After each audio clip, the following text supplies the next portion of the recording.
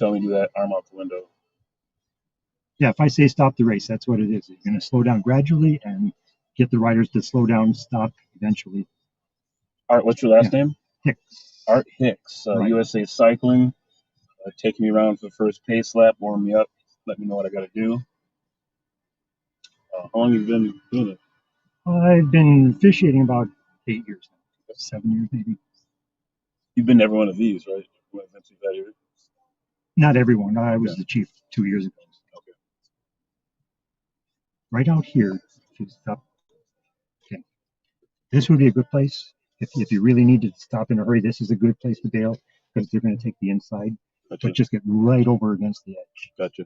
Outside of these turns, right? Yeah, outside of turns is not where they are going to be. Correct. Okay. Correct. They're going to be inside. They're going to be cutting the inside and just almost hitting that curb. Right. But then they're going to come out to the tree line. They're going to be right on that curb as they get out here past that no parking sign. Yeah. So this is a horrible place to park. Yeah, it would be. Okay. But as we get down to the next sweeping turn, and you'll tell me that though, right? When you want me to stop, you'll say, pull off. Yeah. Okay. I might not know exactly where you are on the course, so I'll just say, let them go by. And then it's up to you to find that convenient spot. Okay. I'm not going to pull an emergency on you and say, I need you to go by right now. Yeah. We're timing these guys and we get them closed in within 30 seconds or so. Then, right up here by the cones might be a good spot to let them go by. They're going to be on the inside. Yeah. Okay. They might come back out and hit the apex of the next turn. It's funny, as many times I've been in this race where I've sponsored all these, I've never watched over here. It's always from this vantage point. Yeah. So they're going to come in. They're going to even get on the concrete, on the white concrete. 5 minutes from race start. Okay. And then they're going to hit. Here they might go wide. Okay. Because they're going to set up for the next turn. So this is not a good spot to stay. That would be way on the outside. You get out here, and you're not going to be interfering with anybody. So let's get you through the finish line and parked off the side, or even actually right in the middle of the road. You can drop me off at the finish line, and then you can be set maybe about 100 yards out. Fitchburg Chamber Visitor and Business Bureau. You got me 10 seconds, right? 4 minutes. Thanks so right off from here to where they turn is where I should be at, right? Yeah, when they're turning, you should be at least this far away. Okay. Thanks, Art. Appreciate it. All right.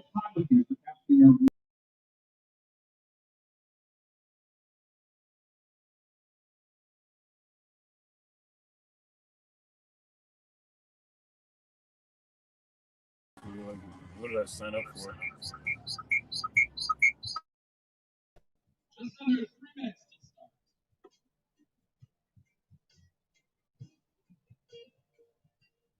All right, 3 minutes will start.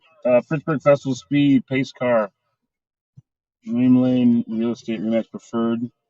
I'm generally the registration sponsor. I'm on it, Chief. I'm on it, Chief. Fire Chief just yelled at me about flashlights. There you go. Look at those. Which camera's on? So, yeah, usually I'm the registration sponsor. That's my jam. This year we decided to step it up a little bit and try to live stream the pace laps from this pace car. I'll get one of the cameras out in a second, but we're in this beautiful 2021 Ford Explorer Platinum provided by Francois Ford, Belleville. They're one of our sponsors, too. They've actually sponsored this event as long as I have. But I got this beautiful 2021 Ford Explorer. It's a pace car, and I am driving it. So watch out, you know what I'm saying? Dan Bertelson's on the other end of this producing. Thank you so much for your time, Dan. I appreciate it. Little special thanks to Victoria Murray for letting me borrow her hotspot. We had a great idea for this. I bought this brand new Hero 9, a GoPro Hero 9, because you can stream with that. And Dan and I messed around with it pretty much all day yesterday and some of the night, and we just couldn't get it to do more than one stream. We wanted this view that you're seeing right now, multiple views. And so we had to bail on that idea. So basically what we're using is old phones. If you saw the phone that's providing the rear view right now, you'd laugh because it's cracked all in the front, but the rear-facing camera is working perfectly. My daughter's old phone is the one you're looking at me on right now. My old phone is the passenger view. And we got one hotspot, like I said, providing all three of those cameras.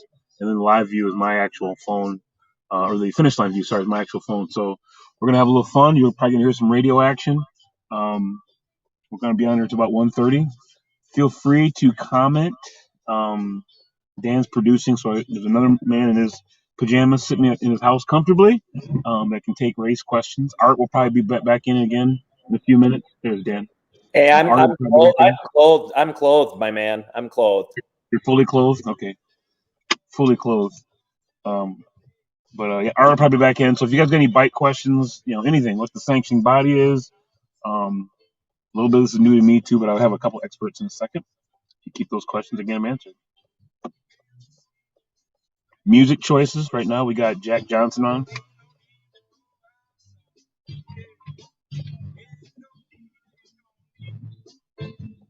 Hey, Lane, just a quick little reminder. They'll mute us out there in Facebook world if there is copyrighted content out there. So Keep the just music down. that.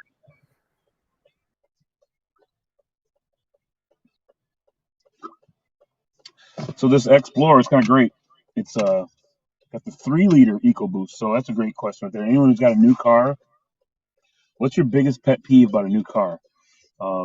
When I was a kid, about 11 or 12 years old, I grew up on a farm, as many of you know, and a man by the name of Dale Brown taught me how to drive, him and my dad. And we grew up on a farm, so it was I want to say mid-70s Ford, 2-wheel drive, single cab pickup, 3 on the tree. Yes, 3 on the tree. And I say this because this is what this thing has, right? This gear shift deal, where I can't even see it. Where is it? This round button deal, park, drive, neutral, reverse. And I'm laughing because I'm like, that's what my kids are going to learn how to drive on, is these buttons. Whatever happened to good 3 on the tree action? Who out there learned how to drive a car 3 on the tree? That's what I'm looking for today. Who learned 3 on the tree?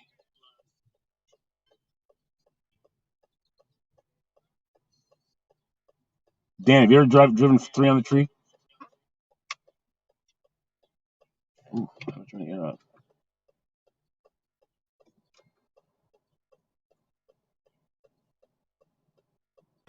I just put that out there on the question on the screen. Please feel free to comment if you learned 3 on the tree. I have driven a 3 on the tree, but I did not learn on one. I learned in a video arcade how to drive stick, and then I lied to my dad that I had done it before, and I jumped in my first stick car, and it was the first car I ever owned. But I won't say the brand of it because we're all Ford today. All Ford. So the fan is on in this car. I don't know how to turn it down. How do I turn the fan down? Is car ready? Ready? Is car roll? Rolling. All right, here we go. All right, I'm supposed to maintain about a 10-second lead on these first riders. This is the pace ride, I think. I should ask that. What's up, Steve?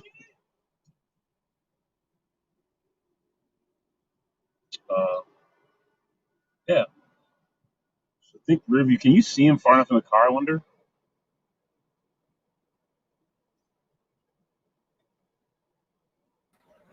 We cannot see in front, and you're quite a ways ahead of the group right now, but that's all right. I think we're going to see plenty of bike action here. Check. Okay. Yep.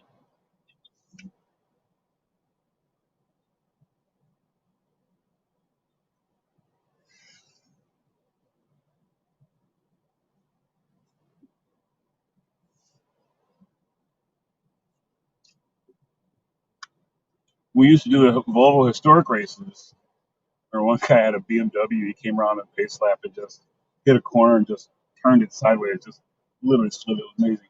I don't know if I can do that in the old Francois Ford here, but They may not be too happy with you there, Lane. right now, right? Here comes the pack making their way around the corner to finish their first lap. This is the first lap, okay. Shit, they're moving fast. Hello, right? Oh, finish line.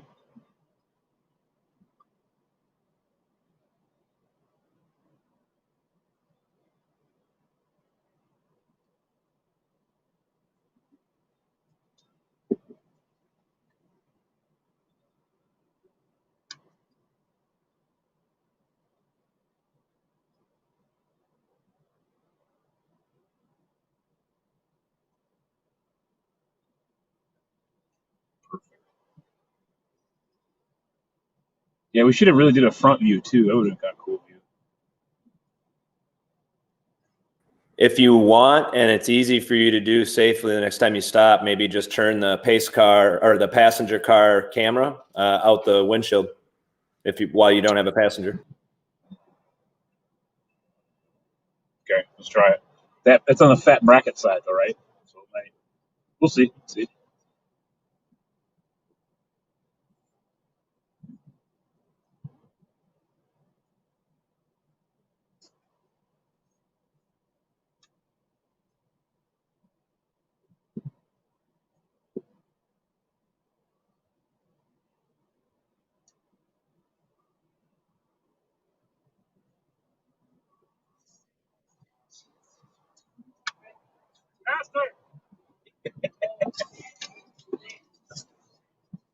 That was a really cool view. You could see you go through the finish line, and then on your rear view cam, and you as the camera went by. It was great, man.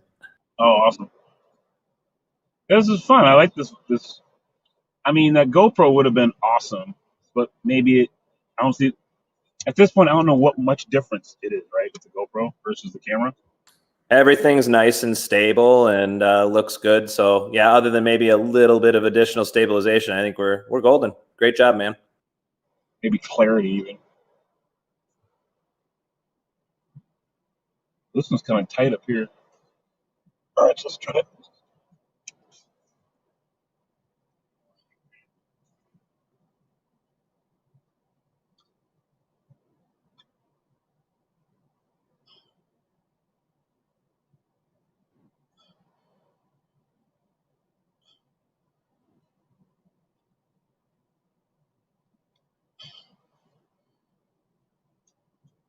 You see that bracket, though, don't you?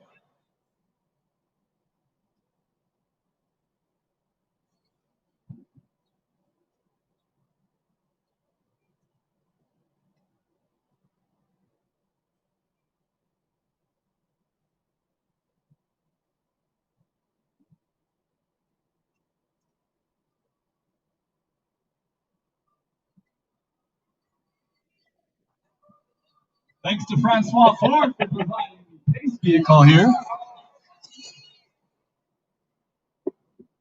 You can give us a call again for that. Copy that.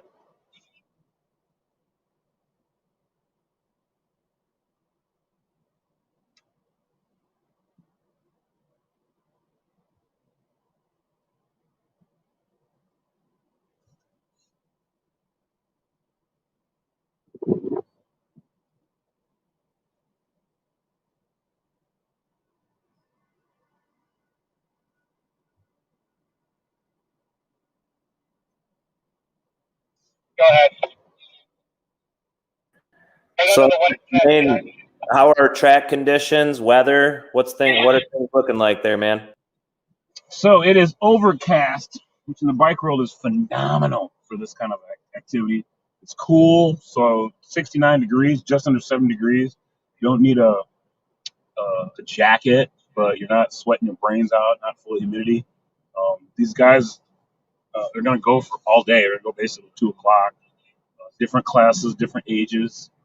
I think there's 2 different sanctioning races in here, so it's the perfect day for it.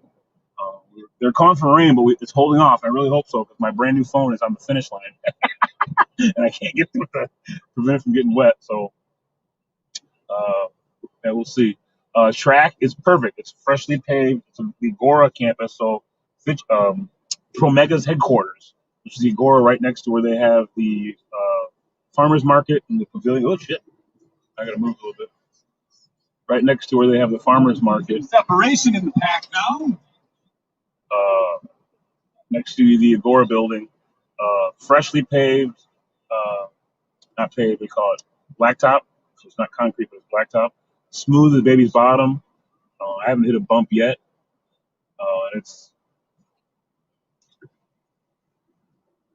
really nice hammer around these corners. This brand new Ford. Nice sticky rubber. Sticky rubber, my ass. It's a passenger car.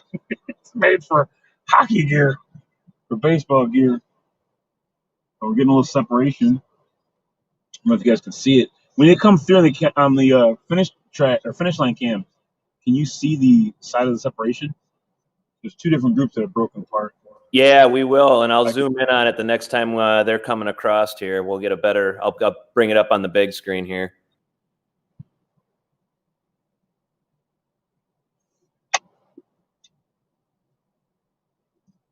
Big shout out to race day events as well. Obviously, race day events business is events and people at events, and they had a rough year for COVID. So I'm really happy that they were able to put this back together this year and give us a great event. We got bands at the Remax Balloon here. I almost had the hot air balloon here this year, but dang nabbit, Wausau moved their festival the same weekend, which is always what screws me on this thing is the Wausau Balloon Festival. And here they come. We'll try again next year, but it's really weird because I can't look at the phone in front of me because you put the finish line cam on. I thought I was going to hit someone. Wait, what am I looking at here? You just worry about staying ahead of them. Right?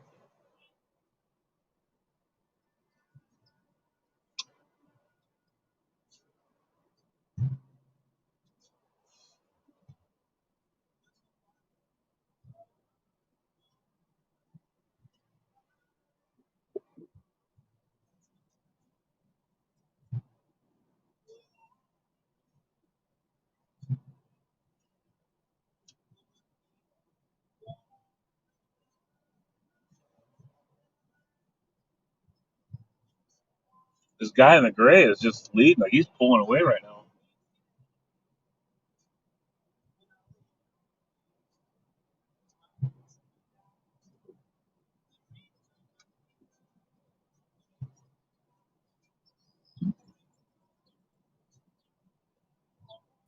Lane, I don't mean to make you nervous, man, but your wife is on watching now.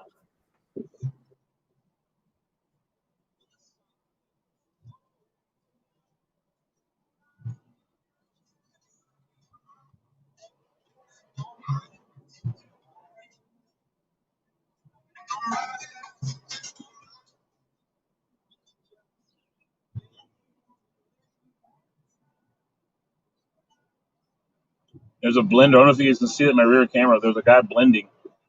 A racer just came in late, or must have been. Oh my god, dude, hurry up! Get out of the way.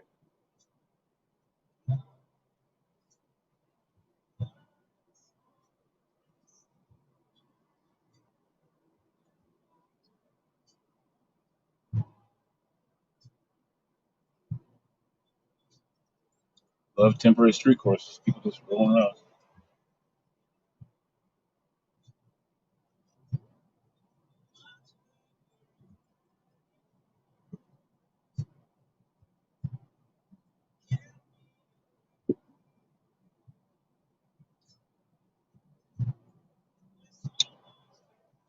Nothing beats a little crit racing. Crit, short for criterium, right? So they go in circles for their races. Generally 8 laps, I think. On road bikes, though. So it's kind of fun. You'll see them on the finish. I've never had this view on the other side of the course before, but I know I've seen them beat each other up a little bit, like, arms out and banging on people and fighting for every last inch. Like true racing. It's kind of cool.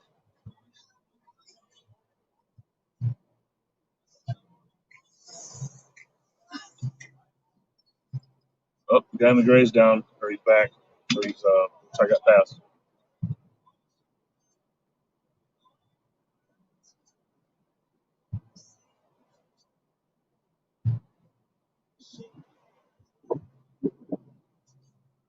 All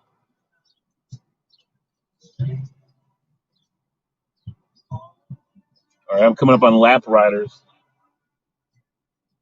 Coming up on lap riders. I was hoping it wouldn't happen, but it's gonna.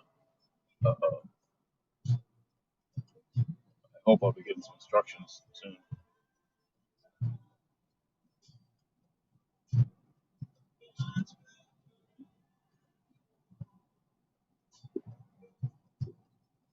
This is a 27 lap race. Leaders will see 19 to go next. I stand corrected. This is a 27 lap race, and we're on lap 19. So I am gonna get this lap rider. If I do this right, I can catch him on the straightaway.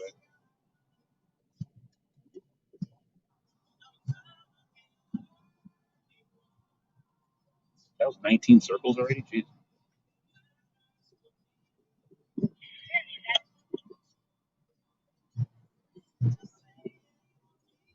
Abby to Dan. Go ahead. When you're done, could we borrow that also to grab the 10 lights from the traffic truck and bring over to Mike? Yes, I'll be right back with that. Thank you.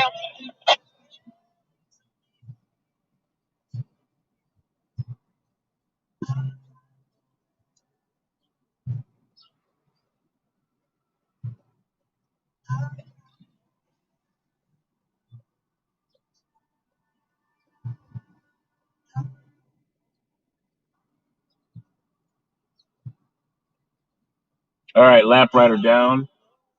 This should be 26. Got people trying to cross.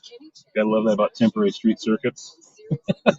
on long. What do you call those rollerblades that are the bigger wheels, longer, not the small inlines? What do you call those inline skates? Is there a name for those? Anyone know? Race skates. Is it straight race like sprint, or is it like like an endurance type racing, like cross country or distance racing? Are you talking like the really long ones that almost look like cross country skis, or just the little bit longer look like ice skates? Ooh, a little bit longer, look like ice skates. Look like big ice skates. Yeah, those are speed skates. So they do long range and short range, but those are usually on a track, just like ice skating. So the ones on the side, they had one wheel. Oh, they go backwards. Never mind. 27 laps. That's lap 9. Got it. So they got 18 laps to go. Oh boy, it's a long one. They had one big wheel in front of the toe and one big wheel behind the toe, and then 2 medium-y wheels under the foot.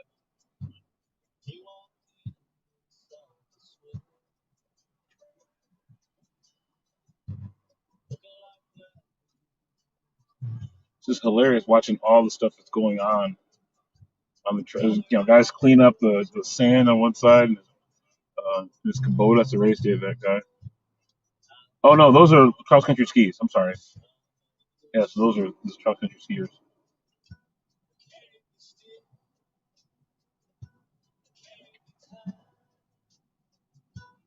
Crap, I gotta hit everybody.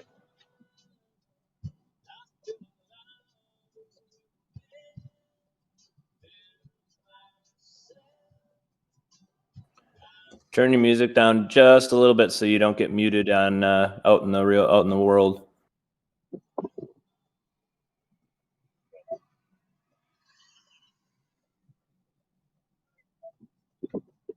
I know it's less fun. It'd be so much more fun jamming tunes loud, wouldn't it?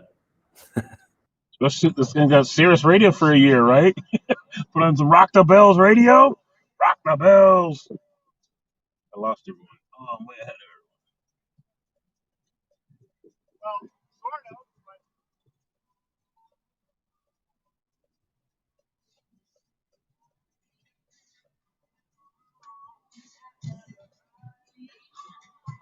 17. We are struggling a little bit with the wireless microphone. All right, there's a brother in a yellow helmet that made a clear breakaway. Like he is. Yeah, he is. Yeah. He is coming up on you, and he has put a huge gap between the rest of the pack. You see him? Yeah, he's humming. He's humming.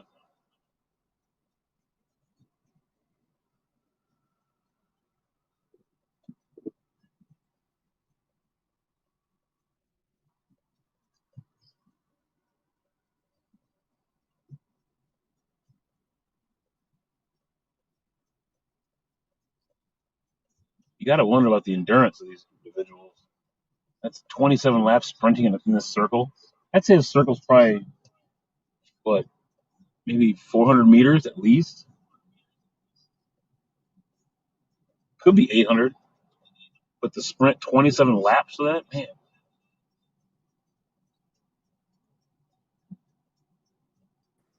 Have you ever done any road bike racing, Lane? Have I ever done road bike racing? Yes, sir. No. I have a road bike. 2 years ago, I did the family ride. So in the morning, the Fitchburg Festival Speed, two of the cool things we do, there's a 5K in the morning, which my wife ran, Kristen Grosser out there. Good job. They gave you a coaster. It was great. And then they have the Fitchburg Pharmacy family ride. And I've done that. It was crazy for me. So you can put on shelf, so you can guarantee that Colin is always going to. You go and try to basically make from things Agoura, you go happen. out to basically Paola and work your way back. And you get out by Sunset, south of Verona there. It gets really hilly, like really hilly. I wasn't prepared for that.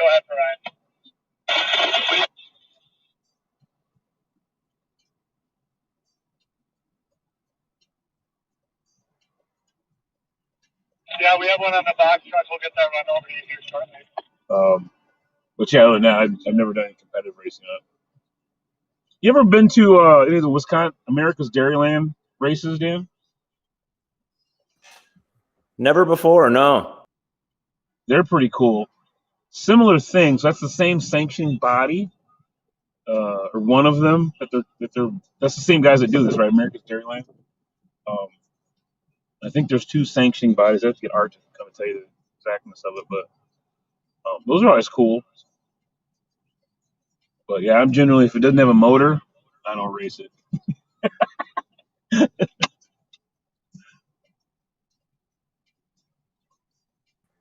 I'm with you, my friend. I think it's just I don't like getting beat all the time, I guess. Right? I'm too big. All these the riders are all half my size. Like, God, I'm carrying a 120-pound weight advantage. It's just not fair. Hey, Ryan. It definitely is more interesting, more dynamic. What's your thought on bicycles brought into the Bearcat area? So you guys get to get an inside view. Since I have a radio, you get to get an inside view of I'm event. actually okay with it because some of these bikes are $5,000 or more than they don't have to worry about anywhere. So on the scenes, in the moment decision making.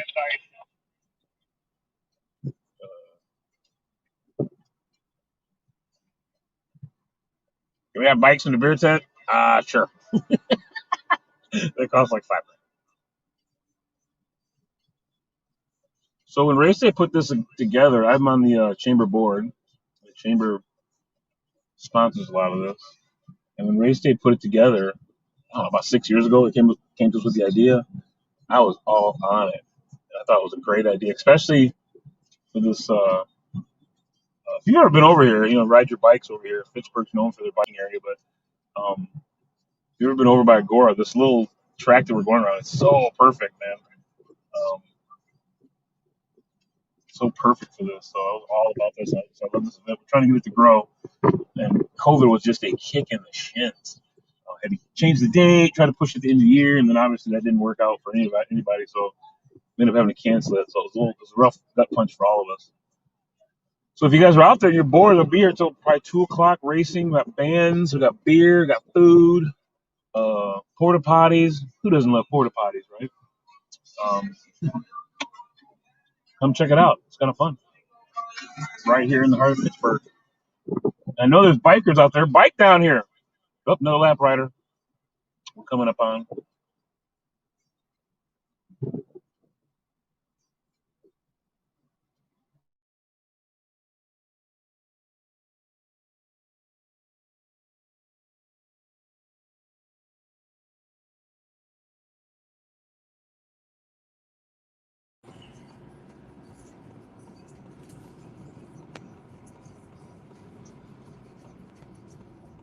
We were using the passenger one for audio, but for some reason it went down. So now we're on yours. I'll get it back up.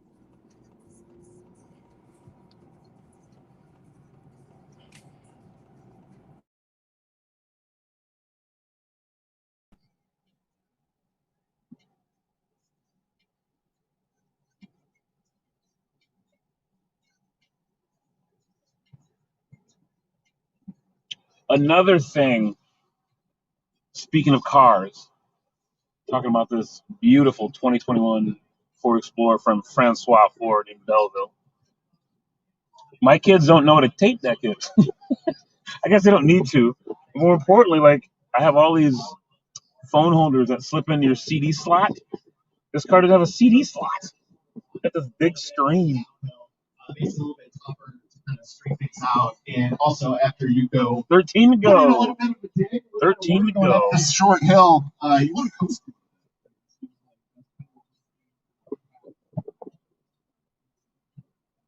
That's the lap guy running by right there. I'm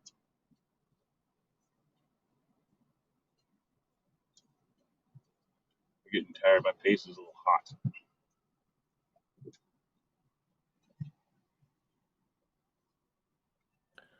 The field is chunked back up again, so they are looking a little slower than they were before. They are pushing hard. Right, like they're digging right now, man. You know they're just dead.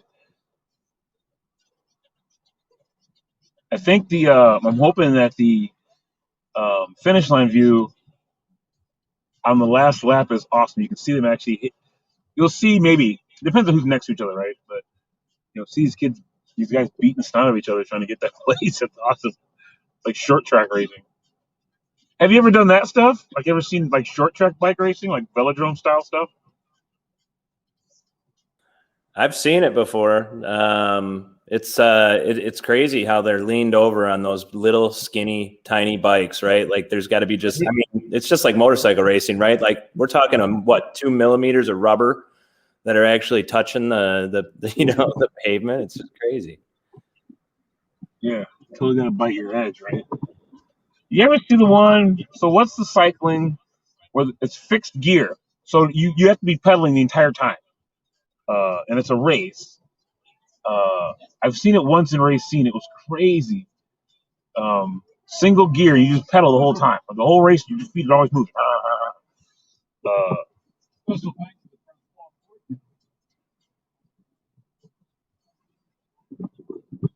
Freaks come out at night. So do you think Facebook will mute me if I'm singing a copyrighted song? No, sir, because they will not do that because they got karaoke stations. You know what I'm saying? Right. Yeah, but if the music's too loud, I think it picks up on the music way more than it does like vocals. You know what I mean? Sure. I remember that. I've been muted before. I got the message, you're muted in 27 of 43 countries. Like, what? Which ones are those? Oh, I don't know anyone there. That's okay.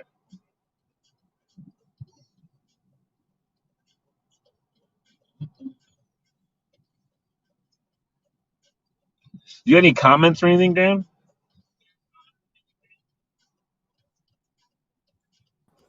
We have had some comments. So Vern Vondren earlier, when you were asking a fun question about 3 on the tree, he didn't learn on one, but his dad had a pickup with the old 3 on the tree. And then we have 2 messages from your lovely wife. One was drive safe, and then the other one was thanks Daniel for the help with the production. So she gave me a shout out. So yeah, we're doing good. That's because if it wasn't you, she was doing this. That is good. So Vern, my man Vern has a beautiful. Vern's from Michigan. Excellent. I've known Vern for probably 20 years now.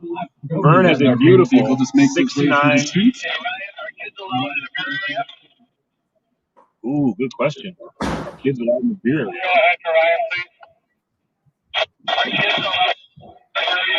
With an adult, they should be. Yeah, they're allowed in their beer.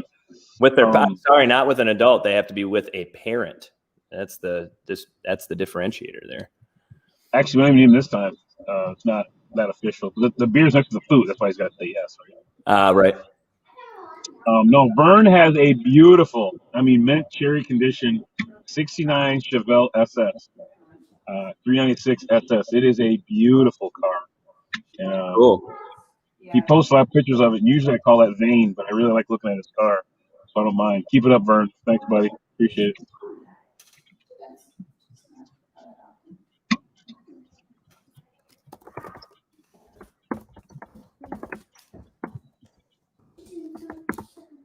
Once again, I want to thank Victoria Murray for use of the brand new hotspot. This is a 4G hotspot too. It's killing it right now.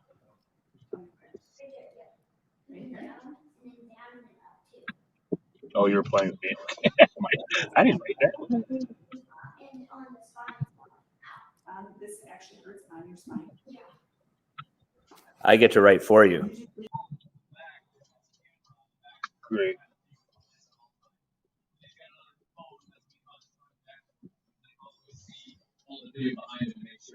Oh, they got a drone up now too, Dan. There's so much crap to look at here.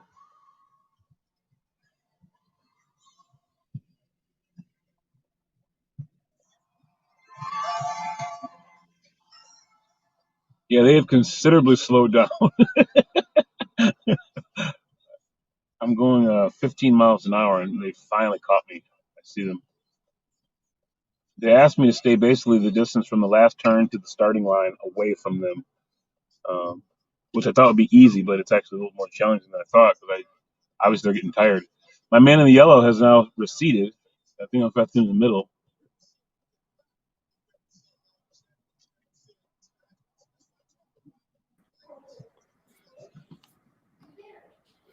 Yeah, whoever that was way up front with the bright yellow helmet. I think, I think that pack has changed. It's hard to tell, obviously, from the brief moment when they crossed the line, but that pack has changed up quite a bit now. So one of the things when they were briefing me on this, one of the things they briefed me on earlier is you got to stay at least that distance apart, right? So if you've ever been here, it's the curve from Research Park and Sherrill Parkway to the start-finish line, which is right about where the pavilion is. You got to stay that far away from them. Other than that, they'll draft you.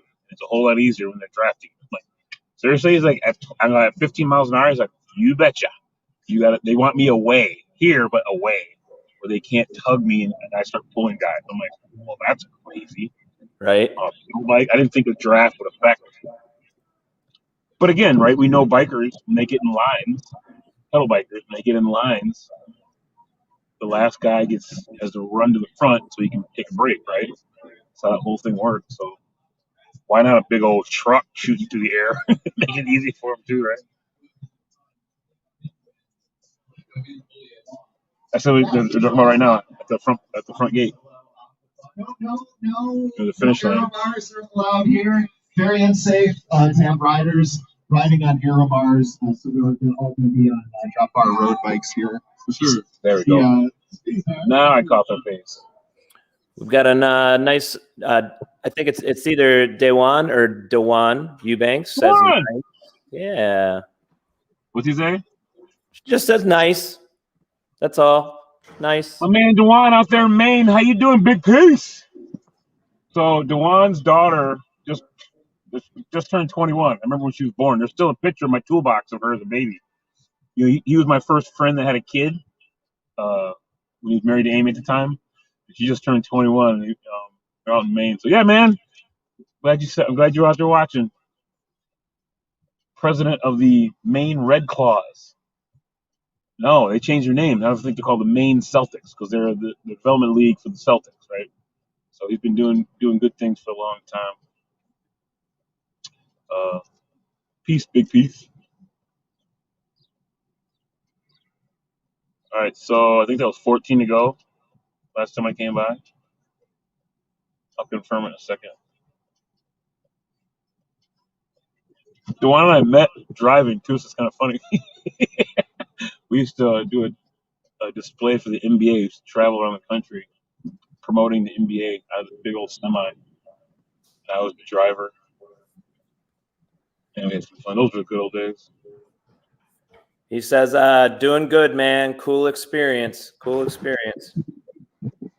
And then he says, where's the bendable, my man? Where's the bendable? One of the nice things is you can do circles over and over again. So if you want to start to dial in this last corner, maybe we'll see some guys start to kind of make a move. Sorry about that. When I go by the speakers, it's loud. What do you say? Where is my bendable? He says.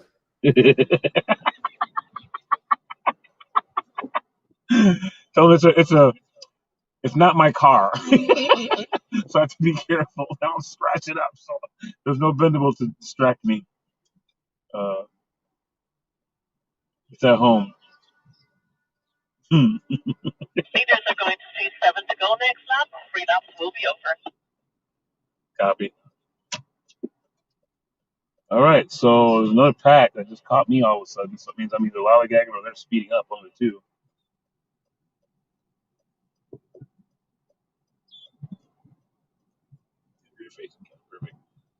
I will slow down a little bit. So can you see him in the it's still tough to see him in that review camera, isn't it? They're still far enough away. It was nice though. They kind of caught you in that last turn, and you could kind of see them coming around the corner. It's neat, yeah. You can see them right now, especially in the turns when you can see the pack spread out. Oh, right when it curves, yeah. Yeah. So that's the first pack. There's a whole slower pack that I can see with my eyes directly to my left when I come around. There's this little girl in the middle of the street. I don't know if you can see her in the front cam. She is scaring the crap out of me. I'm afraid she just jumped in there. I feel like there's no parent. Oh yeah, I see how close she's been getting to the edge there. Yeah. Hey, can you see her from the camera? I'm like, dude, she scares me every time I come around the corner. Oh shit, I gotta move now. Yeah. You see him?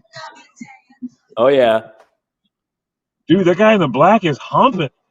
Just digging.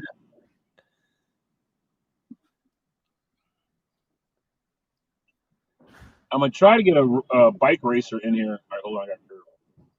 Whoop, whoop.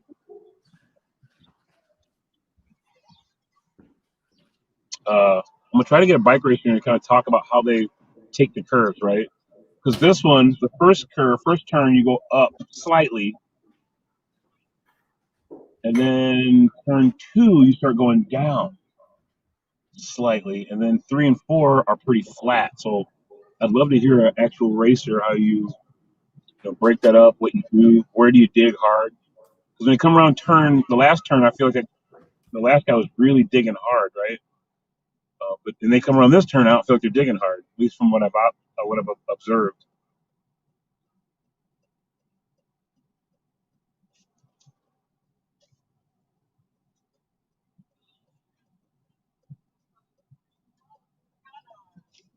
Just one lap guy, just digging.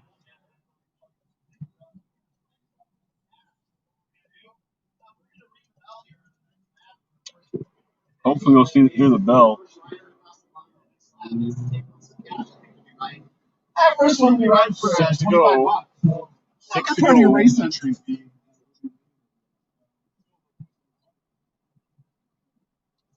Yeah, so let's back to this car quick.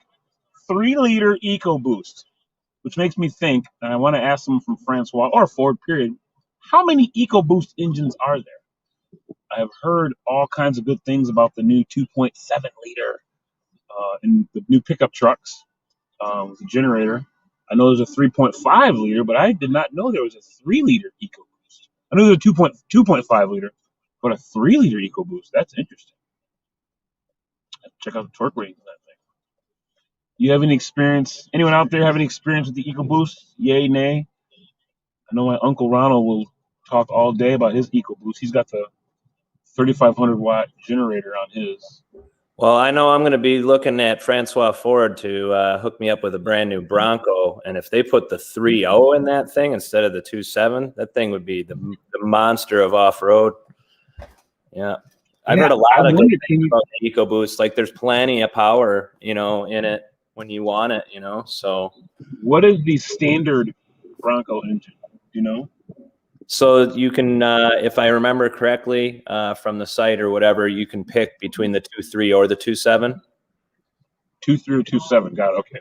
Yeah. So one of those two. And then, and I think it has to do with how much, like they won't put the hotter motor if you've got if it's taller and the roof rack, because you can do a lot of customization on it nowadays. So Gotcha. It's not. We love Sky, but it's not that far from. So here we go. We're gonna dial it up. All right, 5 to go. We got a $25 premium, and it looks like our rider. So I see what they're doing, Dan. They're actually trading places. yeah, they are forgot totally they do trading that. places, and it's funny, man. You can see different guys are going through periods of sprinting harder right now, you know. And then I think they rest for a little bit, sprint harder again. Right. So there's definitely a lot of change up going on in the pack right now. That's for sure. So that last lap's going to be dope. Yeah, look at the two that just came around the corner are significantly ahead of the rest of the pack. They must be pushing each other pretty hard right now. They came around the last turn. They kept looking. They were giving eye signals. They were making eye contact, eye communication. Kind of like, hurry up, man! I'm tired. dig.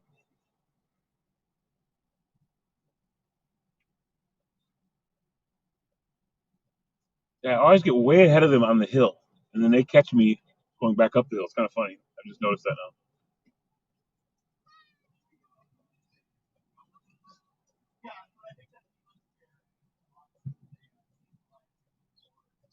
So this should be 4 to go when we come around. And like I said, I'm hoping you get to hear the bell. Huh? Yeah, I'm digging it. I'm hoping you get to hear the bell. Yeah, 4 to go. Hope you get to hear the bell. Got it. On the last lap. There's this cool, like, almost like boat bell, right? You know, ding, ding. I don't know. I can't even imitate it, but it's a pretty cool bell. It should sound off right to my left when I come around the last lap. So hopefully you'll hear it too. I don't know if the volume's on because you got muted that, right? Or you got control of that. We do, but when you go through the finish line area, we can hear it right through the audio in your car for sure. Oh yeah. Perfect. And again, thank you, Dan, for taking part of your day and doing this with me. Hey man, this has been a lot of fun. I've never produced a live mobile multicam event like this. This has been a blast. And this guy's got showing a lot of heart. The guy who's I think he had either a mechanical error or he had to jump off for a bit and then had to come back in. The one lap rider showing a ton of heart. Yeah. Showing a ton of heart. He's digging. And that's what it's about, right? Just keep digging. Don't give up.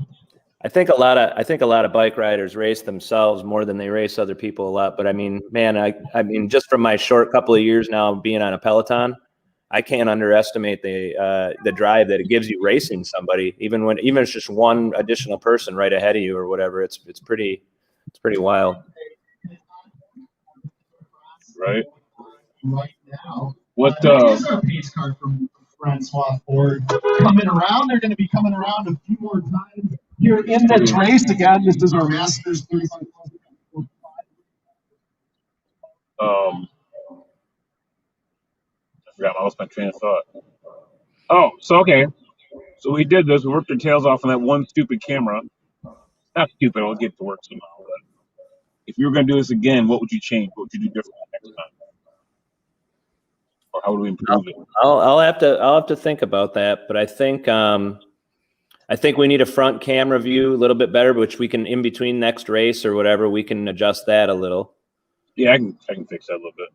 That would be nice. Aside from that, though, I think I don't know. Can I say we're doing perfect? I don't know. Is that okay? I don't know if I go that far, but okay. Well, maybe we'll get some suggestions. It's interesting because we spent $30 on a bracket last night. Yeah, that was great. I mean, other than that, I had everything else. Hold up. Copy that. There's 3 laps to go on this race, and we get them through.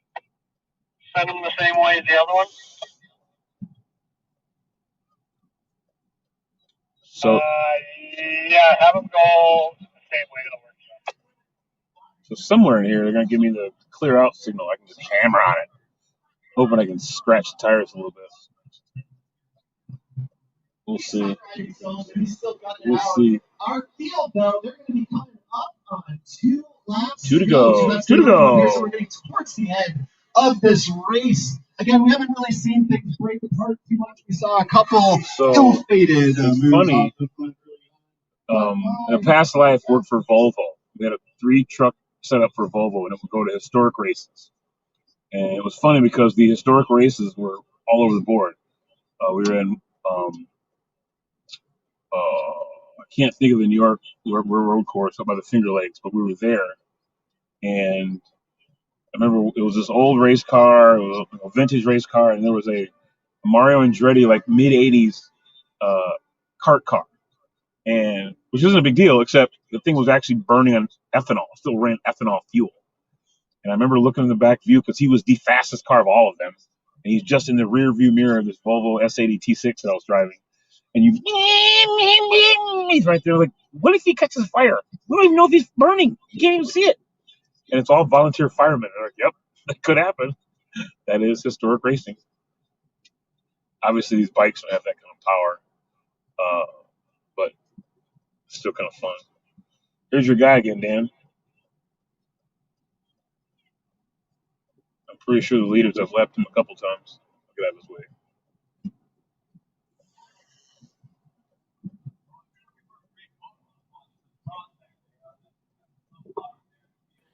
He's just showing mad heart. I don't care. I got him on the rear view right now, man, and he just.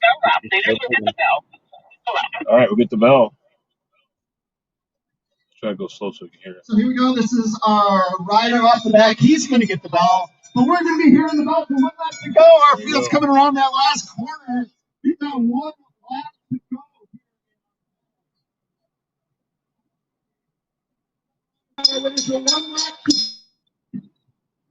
Nice. He kicked out on it. Nice.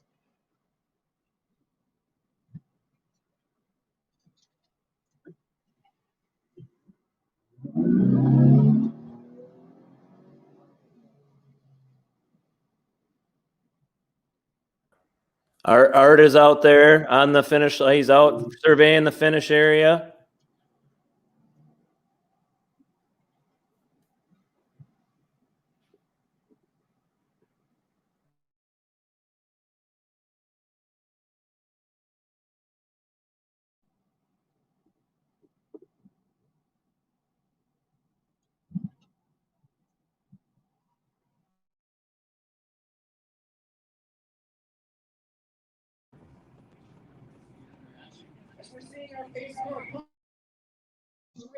Down towards corner 3, we're going to be looking for our field.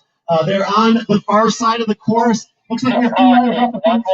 That's right now. That jockeying for position is getting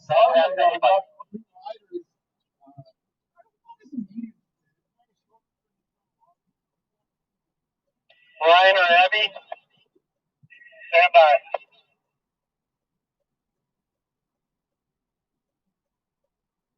All right, that last lap right now. Who won it? Yeah, so not being able to sleep in the front. Luke, it looks like the race might be the race to that corner down there. Yeah, could be. You proved yourself wrong there, though, with not being able to win from the start.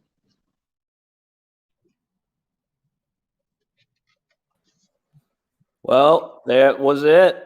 They crossed that finish. And here's our last guy finishing strong.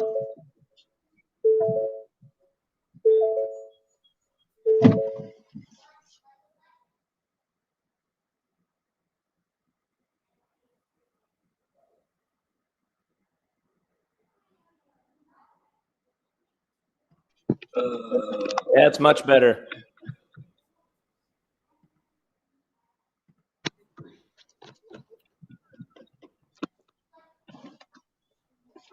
And we got Trek Bicycle coming through under the finish line. They did not wreck the banner. Good for them. Good job.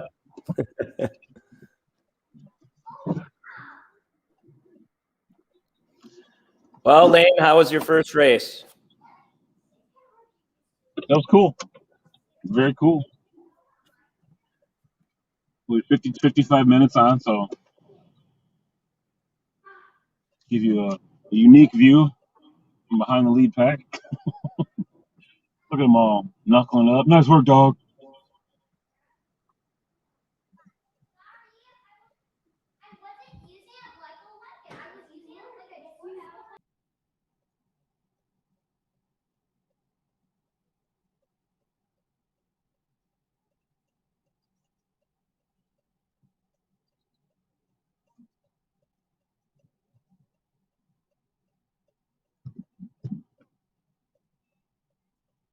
Now I'll go back to their own little personal pits.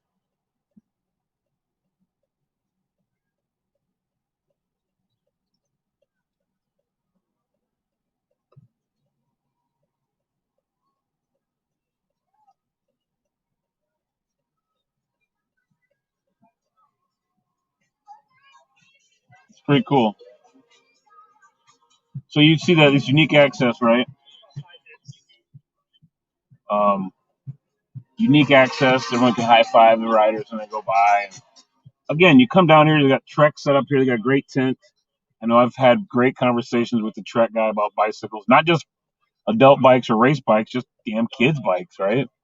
Real great atmosphere, very inclusive and fun, and again, just get out and get active, get out and ride your bike. That's the whole point here. So I'm gonna try something, man. I'm gonna try something quick.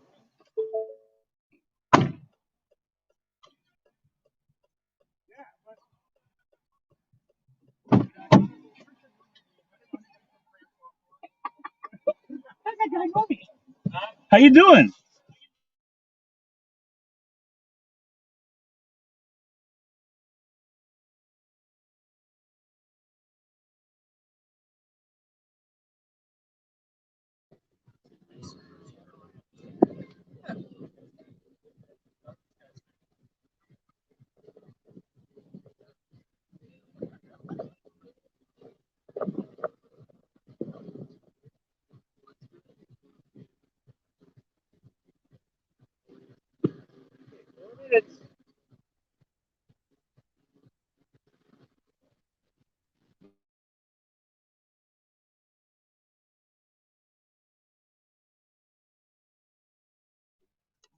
That's pretty cool.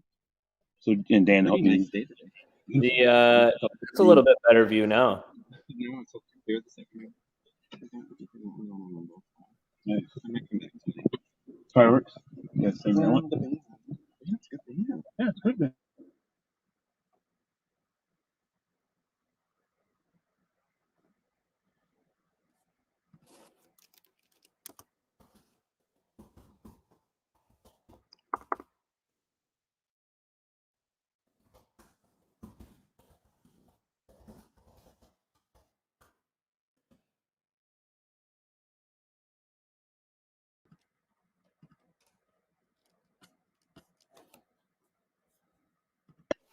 How we doing, Lane? They're all cleaning it up. We're good. I'm just trying to. Here it is. I think it was here. Yep. Cleaning out our desk. Right. If you happen to get the race winners and names or anything like that, let me know. I can put them up on the screen as well. Okay. I think that's about as good as I'm gonna get for this thing. Yeah, looks like Art's starting to pull the pack for the next race together and getting them staged. I'm gonna hear about 1:30. They really need room. Uh-huh. I thought I was going to be here till noon. The new thing that last night we were talking about, one of the, I think it was speed. The quick trip from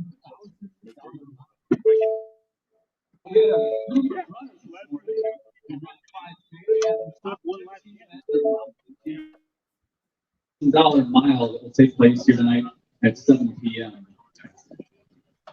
The top male and top female will each win $500.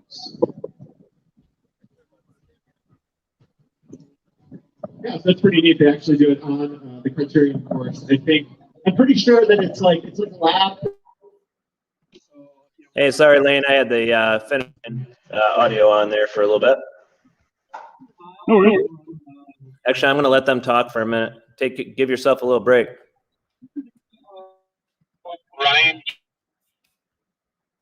I got this in triathlon. You know, Luke, is it in triathlon? Just everyone goes out on the course at the same time. Isn't that usually how it goes? Oh, it depends on the triathlon. Sometimes if it's a huge triathlon, you might go off in waves. Sometimes by age group, especially if it's a local triathlon, you want to keep it safe.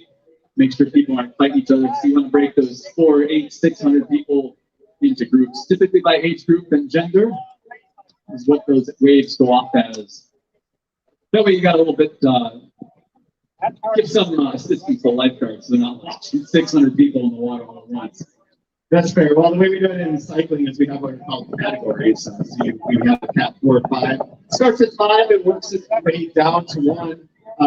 As you move up, it just gets that much harder. So these are cat 2, 3 riders. So these are experienced riders. I'm looking at the front row. I'm looking at both rows here, and I'm seeing guys that routinely break my legs off. So I think you're going to see a lot of power in this race. These are all excellent bike racers who know what they're doing. It'd be kind of interesting with a smaller field, though. I know if this field was, say, twice this size, we would probably see a lot more attack. We'd see a lot of fireworks. It's going to be a little bit tougher, but at the same time, if we do manage to get a break, if we get 1 or 2 riders off the front, they're going to have fewer people chasing them. So if you're looking for a group that might be able to mix things up and do some attacking, these riders definitely know what they're doing. They're going to be racing for an hour. Lane, you are off and running again, buddy. Off and running again. Yeah, so that turbo, I could feel the like you press it, the thing starts to go fast, and the turbo just kicks in like that little lag, right? Yeah. You have that on your car, your turbo?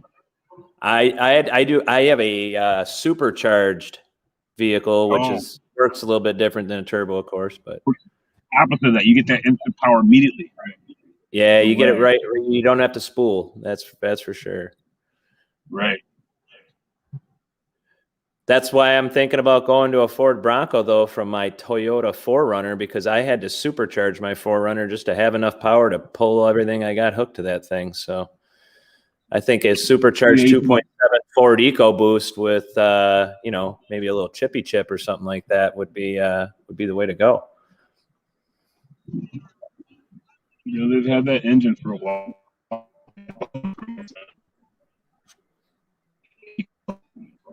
Oh, we got you breaking up a little bit there for the first time today. Hold on a second here.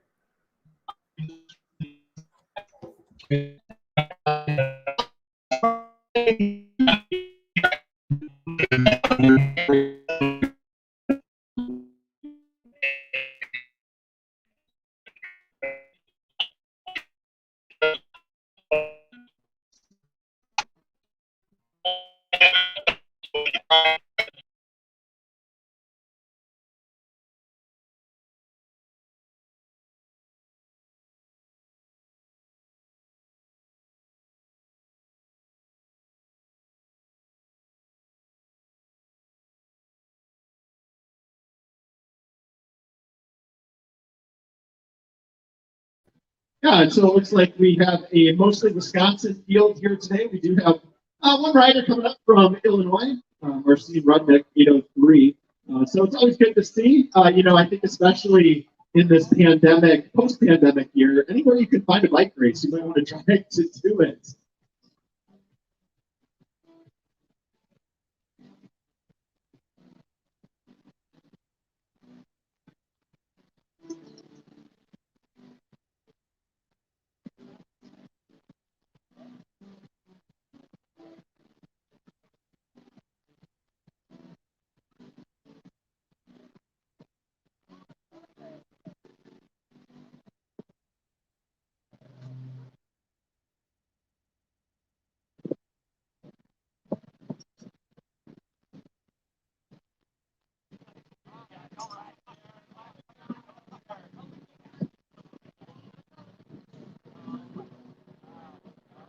There goes our pace vehicle. It looks like it's the same driver. I wonder if he's able to set the cruise control, or as long as he doesn't fall asleep on all these laps here. It's on his second race of the day. We'll see how he does as the day fares.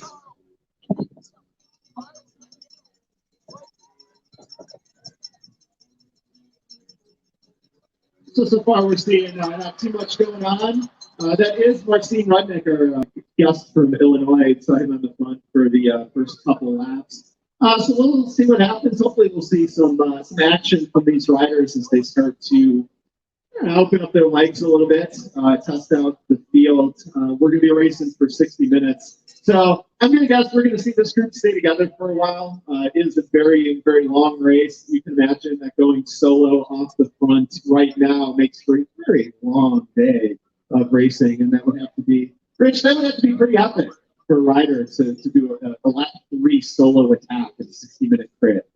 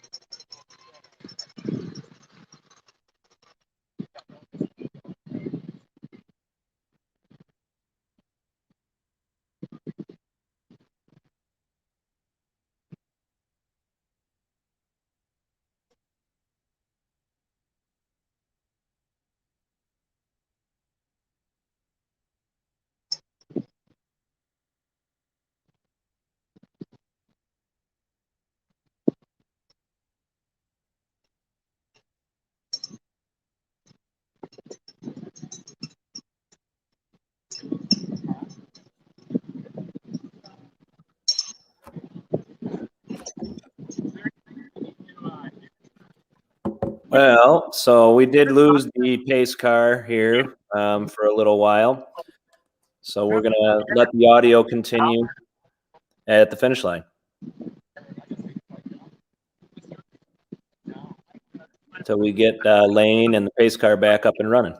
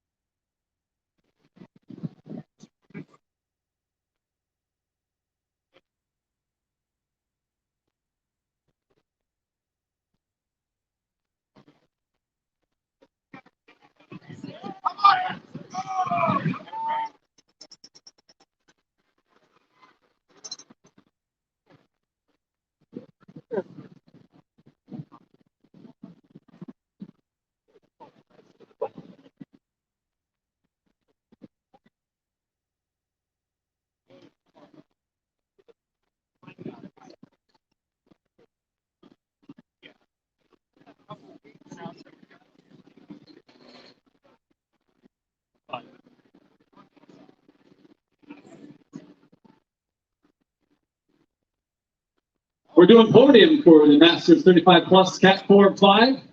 So head on over behind the over by the registration tents. We'll do podiums over here.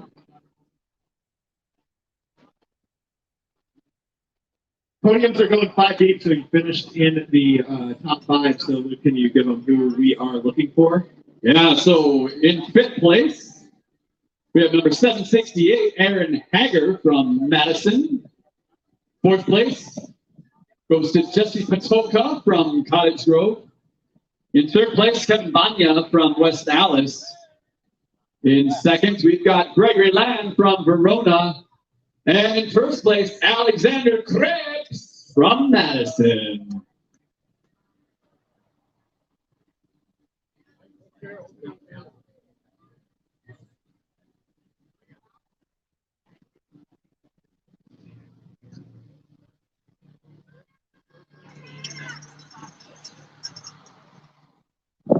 Right on the front there, that's John Lester of very devilish young man racing for Diablo Cycling out of the Fox Valley area. So we got a top 3. We're still looking for, I think, our 2 other 35 plus Cat 4, 5 podium members. We're doing the wide angle podium here today at the Fitchburg Festival. It's the typical podium, traditionally 3D. If it goes 5, we call it the wide angle podium. A little bit wider angle camera to capture all of the riders on the podium. So it looks like we've got 4. We got 4 dudes here.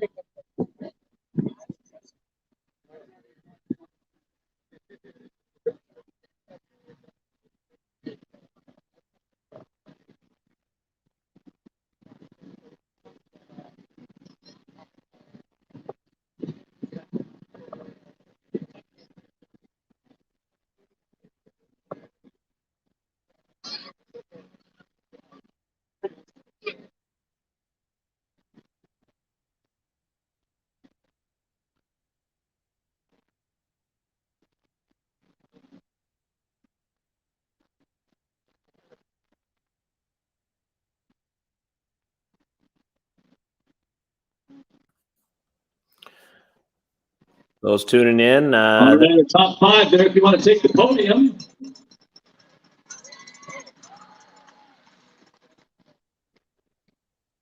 So in 5th, we got Aaron Hager from Madison. You'll be on the far right there. 4th, Jesse Patoka from Cottage Grove. You'll be on the far left. In 3rd, Kevin Banya from West Allis. 2nd, Gregory Land from Verona. And taking home the most prize money from Madison, number 77755, Alexander Cripps. Way to be hero, the guys. Big smiles.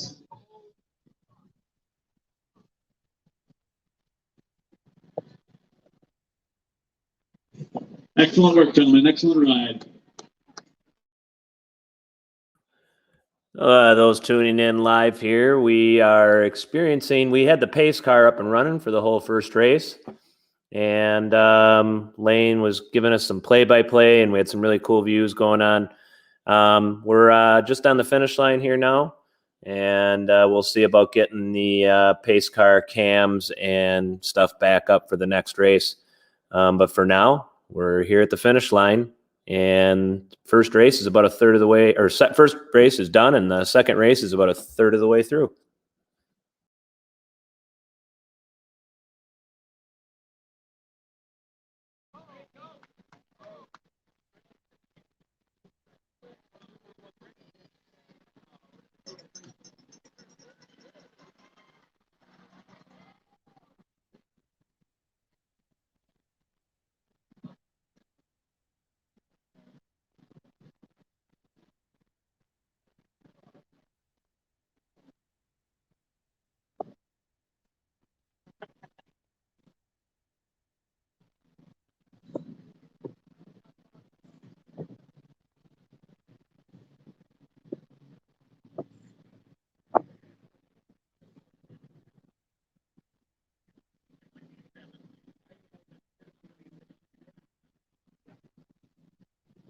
Hold fast, turn left.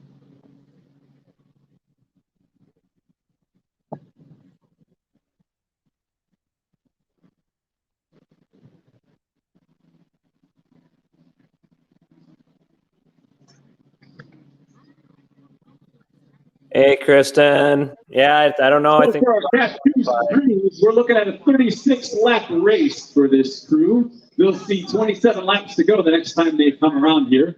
36 laps total they've got this morning.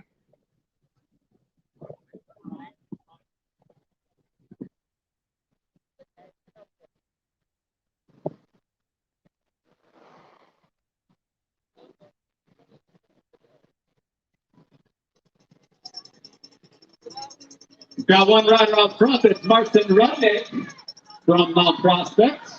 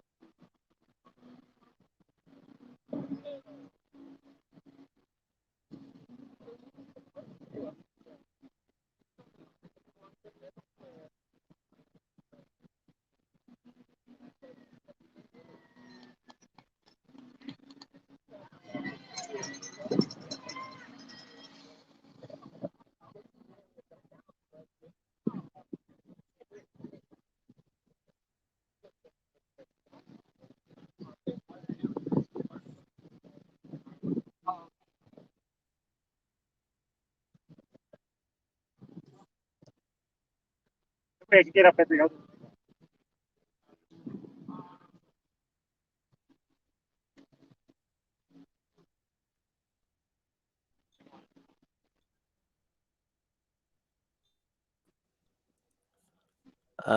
Lane is trying to get that cam back on. I think we're still probably too slow of a connection to hear you. But Lane, are you there?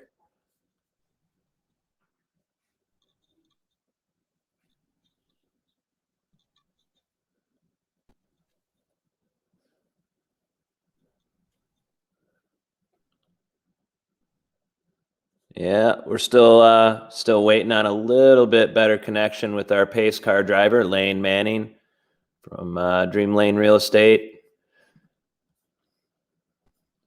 He's a Remax guy there, the Verona area.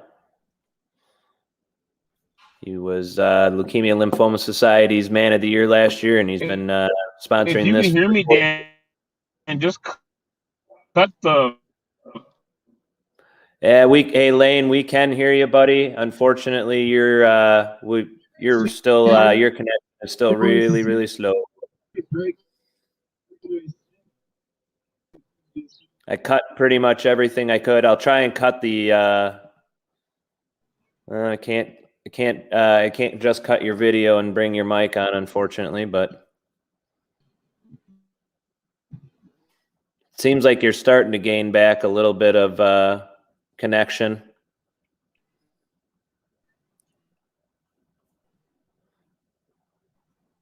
At least just on the pace car passenger side, but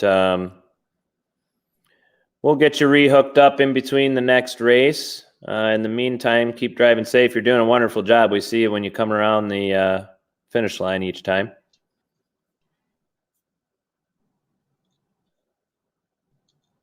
If I see it feeding in a little bit better, I'll pull you back in there. A team in a field that's relatively small, and you've got two strong riders, and you get punked by another team. You never want to be in this position. So I'm thinking John and Brian have a little bit of unfinished business here after they got kind of worked over by Better back in 2019. We'll see if that's the case. As we see our riders are going to come around again, they're going to see 24, 25 laps on the lap counter. And that's going to be Anderson Bortoletto back on the front of LAPT PC. I think you can tell, though, if you look, if we've got riders up the front, if we've got attacks going, just take a look at the faces of everyone that is in the main group. If you see concern, if you see panic, if you see them gritting their teeth, if you see them staring sideways, it means that they are concerned about what's going on in front of them up the road.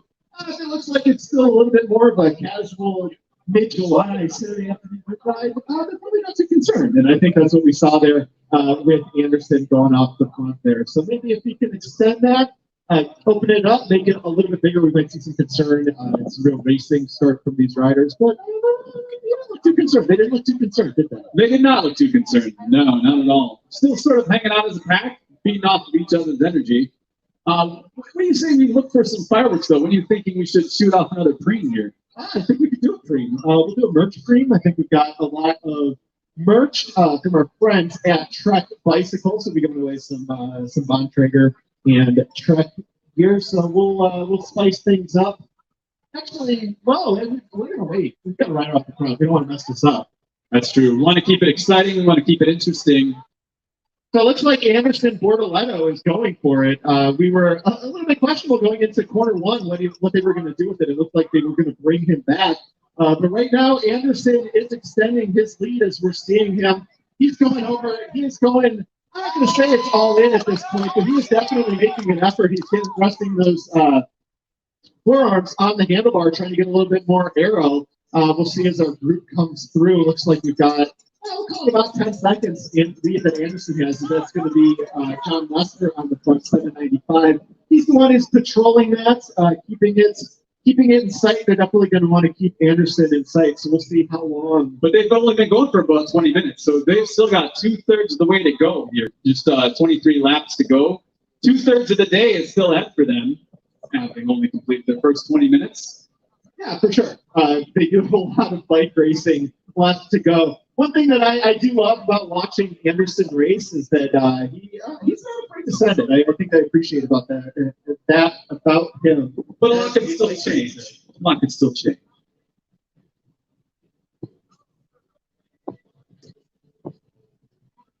Anderson's out of McFarland. He's a mainstay really in the Madison area cycling community. Everyone knows Anderson races both cyclocross and road, mostly known for his road exploits, and we can see that he's opening up a pretty big gap right now. We'll try to get a look at what that's going to be. Again, no need to get too excited at this point. We still are going to be seeing 23 laps on the lap counter, so we're not going to pretend that this is any kind of done deal. Like I was saying, we've got a lot of firepower that's back in that main group, and you'll probably see them at some point start to try to reel it back in. We're going to try to get a look at Anderson's lead right now, but right now he is in the drops and he's still giving it off the front. Not bad, about 10-second leads right now. Anderson is sitting on about 10 seconds. That's Derek Hughes beating the chase right now. As you can see, Anderson looking back, trying to assess his damage. Looks like we'll be trying to give him a time gap each time he comes through, but he's going to be peeking over his shoulder, trying to get a look at that field and see what kind of damage he can he has done, and what he can do with this lead here.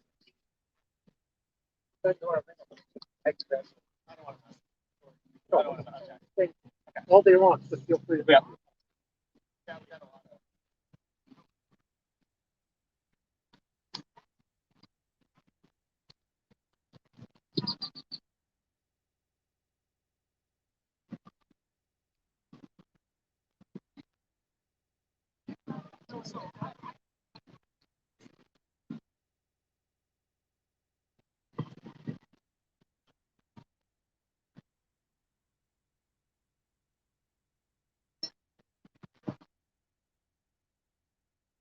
And as we look towards the far side of our course, it looks like that gap that Anderson had is coming back a little bit. You're seeing Chris Lowry now on the front. So far in that group, you become unofficial friends at times, unofficial teammates when someone is off the front and in a road race in a criterium. And right now it looks like we're seeing Chris Lowry. He's going to be the one in orange, and John Lester, the one in red. They're kind of working together, trading turns.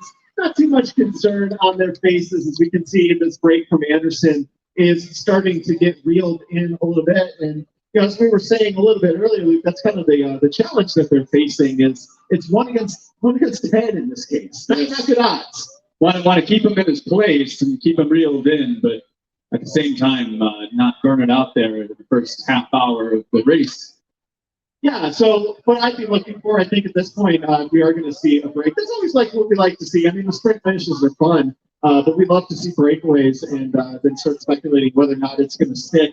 I think what I would be looking for is not one, but if you get someone who goes and then someone joins them, knowing the riders and the strength of the riders in this field, I think a group of 2 or 3 could stay away from the pack. And so that's what I'll be keeping my eyes out for as we get into the second half of this race. Again, Sir Masters 35 plus Cat 2-3, so these are very experienced riders. All of these guys are certainly capable. I imagine we'll actually be seeing some of them racing in the elite race at the end of the day. They're that good, but they're getting an early start. As we look over, we see that the gap has been erased. We've been talking about a cream, so Luke, I think we're gonna merch cream. I think we'll do a merch cream. I'll ring the bell. You call it out. All right. What we got here? We got another 20. Oh, no, we're gonna go with the track bag. Is that right? We're gonna do a merch cream. We got the merch cream. Track. We got a water bottle, a little pocket pouch here.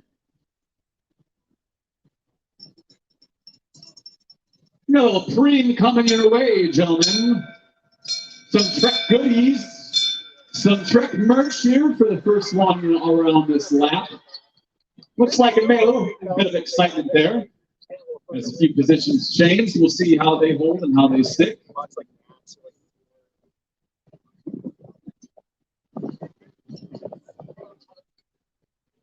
Zach, I don't know if you were paying attention, but when you rang that bell and they rode by, all of a sudden a few of them got excited and pulled their way to the front there. Excellent. That's what we'd like to see. So I've got a question for you, Luke. You've got the word cream. How would you guess what the word cream is spelled? I noticed because I saw it. It's spelled like the word prime. Prime, correct? That is correct. I'm assuming it's French. I haven't looked this up. I meant to. I had to wake up pretty early this morning. Didn't have time to Google it.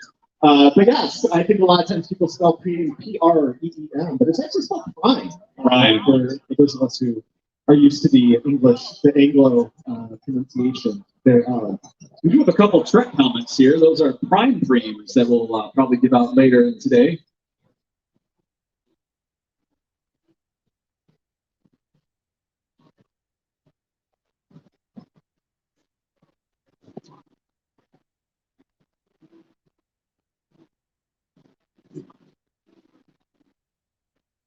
We do have a good amount of merch from our friends at Trek and Bontrager. So we're going to ring it a few more times here. We've also got cash creams that we are giving out as we're seeing our riders come around. That's going to be our first rider around is going to be Chris Lowry racing for Hollander Benelux. He's going to go ahead, take home a nice little prize pack, and it works out. His team is sponsored by Trek, of course. Trek, Toughenism here in the greater Madison area. They're a local bike company. I mean, one of the biggest and one of the best bike companies in the world. Really awesome to have them here locally at Waterloo. They do a great job. They sponsor a lot of teams. They're helping to sponsor this race here. And it's, again, totally fitting. Hollander. That's Trek is fun. You don't want to see, you don't want to be a specialized rider. If you want a bunch of Bontrager stuff, you can't use it. That's just kind of how that works. We are extremely grateful to Trek, though. They are our official bike tech sponsor this morning. Trek is at almost every bike race that Race Day Events puts on. They're often fixing flats on the courses. They're often fixing all sorts of equipment issues here. So thanks to Trek. Thanks also to our other sponsors. We've got Fitchburg Chamber Visitor and Business Bureau, our presenting sponsor. We've got everybody's favorite, our official beer partner, Hop House Brewing Company. They're located over there. We've got our official registration sponsor, Dream Lane Real Estate Group. Our official car sponsor, of course, as he comes round again, Francois Ford. Little honk honk. There we go.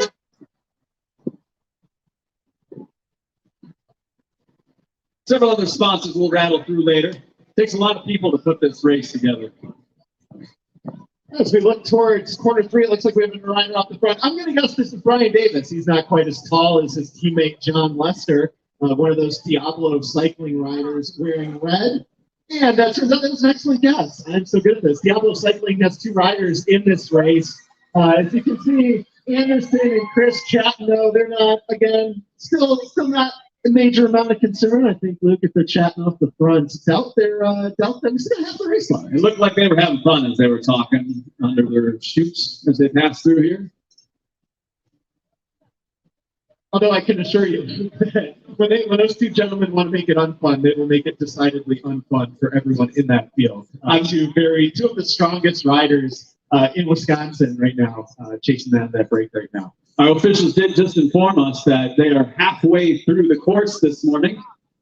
30 minutes down, 30 to go. Looks like our laps are sitting right around 18 to go.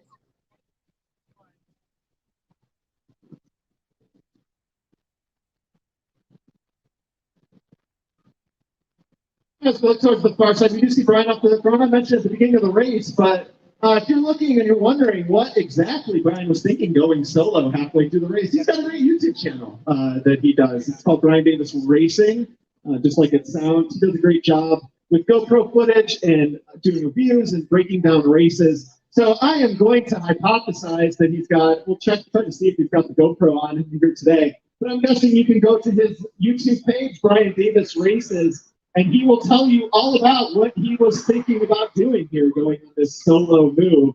That is, he's got the GoPro. I think we'll be able to figure out. I think it'll be kind of interesting. I'm gonna go check that out, Luke, and see what exactly his plan was, because I'm sure he had some kind of plan with this move. Well, he almost passed the pace vehicle there. Did you see that?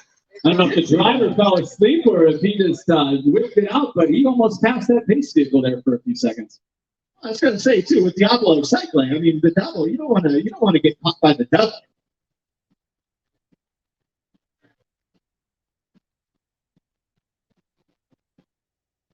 And the car had a 25-second gap, so I slowed it down a little bit.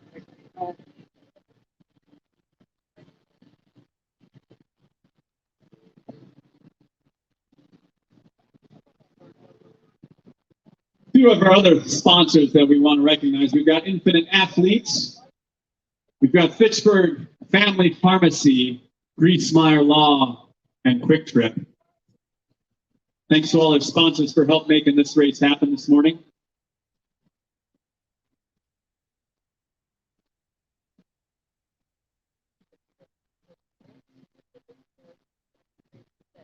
Well, this one, Brian right now actually looks like he is extending that gap. He does have a teammate in the field as well. I think what we're going to be looking for, I don't know if John's going to go to the front right now. His teammate, John Lester, he's also wearing red. It looks like he's sitting second to last. Part of the strategy, if you do have a good-sized team, Brian does have a teammate here. What you might see, Criterium Racing, even though we're singing the praises of the individual off the front, it is a team sport. Definitely helps to have teammates. So we'll see if John Lester is going to do some work, maybe get to the front, try to slow things up and throw a little wrench in the wheel. But right now, it looks like Anderson, we saw him attack earlier on. He's kind of liking, I don't know, it looks like Anderson likes the look of that move that Brian Davis makes. And what we're seeing is Anderson Bortoletto is trying to bridge up to make it a group of 2. He's kind of in no man's land right there. We'll see if he's able to make the bridge. As I was saying earlier, I think if a break is going to stay away, or if a break is going to stay away, it's going to take 2 or 3 riders up in that group. And so as we enter the second half of this race, it looks like Anderson's liking the look of that Brian Davis move. So this is the first time we've seen anyone interested in having a friend. There's definitely more excitement going on there with the first and 2 riders out front. I don't know if you saw the faces of the people in the pack. They were starting, I wouldn't say concerns, but they weren't chatting like they were the last lap around. No, definitely. We had Chris Lowry on the front, and I saw a modicum of concern on his face. Just a little bit. And if you see him across the field there of Sunflowers, you can kind of get a perspective of how far of a lead he's got going on here. He's just about to make his final turn here with the pack, 15, 20 seconds behind, would you say? Yeah, well, I think this one's been away far enough. I think we need to get a look at what our time gap is here. So we'll be trying to get that as Brian comes around the corner. But we saw Anderson's move ill-fated. He was not able to bridge across and join up. So Brian did not gain a friend out of this. Anderson's going to join the field again. As we're seeing, Chris Lowry is the one leading the way. That's in about 14 seconds. So Brian has it's a not insignificant lead right now. And as you can see, we saw a little bit of chatter from our riders at the front. We've seen Anderson and Chris on the front for a good part of this race. They're starting to chat about what they're going to do with this Brian Davis move that we're watching right now. Again, they're not teammates. They know each other, though. And I don't know, you become informal teammates in a crit race when someone is up the road, because if Brian were to stay away, he would win the race. And at 15 laps to go, it's time to start thinking and talking strategy, that's for sure. Good, so that means we're coming down to the last third. I think we were looking at a total of 30-something odd laps for this race. 36, I believe, was our number of laps. 36. So, yeah, we're just under halfway. Yeah, so this is an hour race divided by 36. We're looking at a little under 2 minutes a lap, probably about a minute 45, minute 50 or so. So these are pretty quick laps as criteriums go. This course is relatively short. It's not the longest criterium course. But we can see that the looks like the action is starting to pick up in that chase group, and they're starting to reel Brian back in. So you're getting a look at just how hard it is to stay away when you have a big pack behind you. We saw that lead was at 14 seconds. I wonder if we maybe contributed to that a little bit. I think once you get an idea of what the gap you're chasing is, you start to get a little concerned. So they heard that 14 seconds. I'm going to say it's probably down to about 5 or 6 right now. Well, we may be talking, but it's their muscles doing the pedaling, so. That is true. It looks like rider 798 got another rider. He's not on our start list. We're going to go over to the officials and try to figure out who that is. Did I miss that? Who did? So that was Andrew Peterson up there on the front, so a different rider. And from our officials, we were looking at 7. So literally cut in half. 1 lap cut in half. Can you do the math? Like, if it was cut in half, when will we be seeing this great? That would be 3.5 seconds, right? We cut in half again? Yes. I'm saying it's gonna within the next. Who am I kidding? They're probably gonna catch him this lap. Could be the next time we see him though on the other side of the field there. So, what is the longest crit race? Would you say, Zach? Do you know that answer? I do not. Typically, they try to keep them to about 1.5 miles, 2 miles, maybe at most, for a lap. So usually you're looking at relatively quick laps. Some races might have ones that are a little bit longer. I think this would definitely be on the shorter side, though. It does look like that our first place leader out in the gap has lost that gap.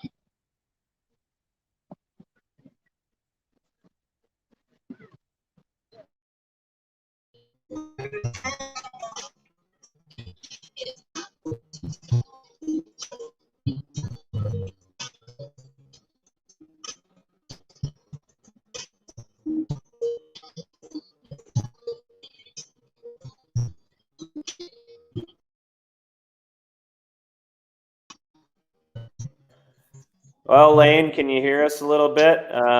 Still no video, but it sounds like you got tunes rocking back in the car. How you doing in there?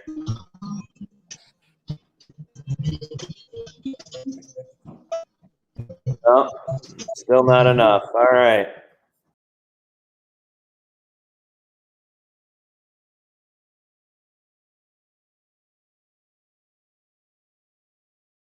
If you want to throw some cash over here, we'll ring the bell and get those riders to sprint for your money. So if you anytime want to give out a crowd free, feel free to bring on over to the announcer's booth, and we will ring that bell and give it away to our riders.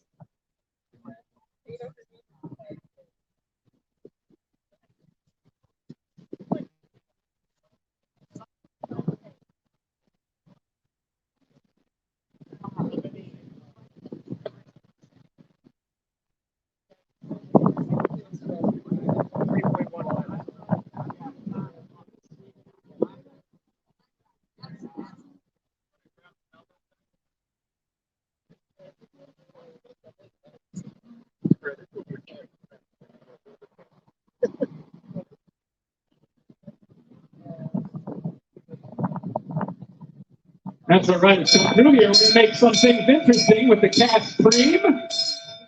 Little cash cream for the rider that finishes this next lap first.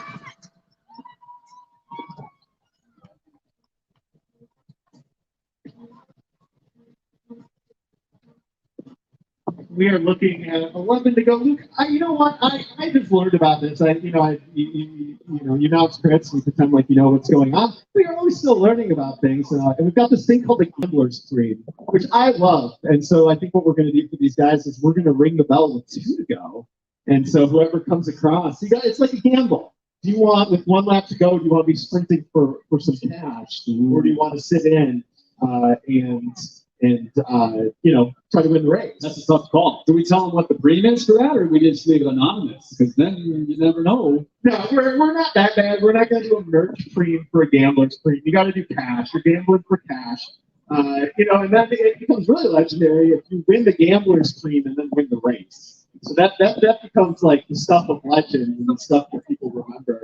Had some friends talking about that, and I believe it happened at a professional crit recently. And they were trying to remember other times that it happened. And it's funny, they were reaching back to like 2015 and remembering races where someone won the gambler's cream and won the race. So it does happen.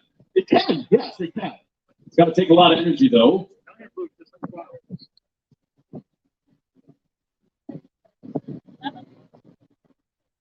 So we're going to see who's going to take home our cream here, our cash cream. All right, and taking home the cash cream, that's going to be Patrick Youngenblood.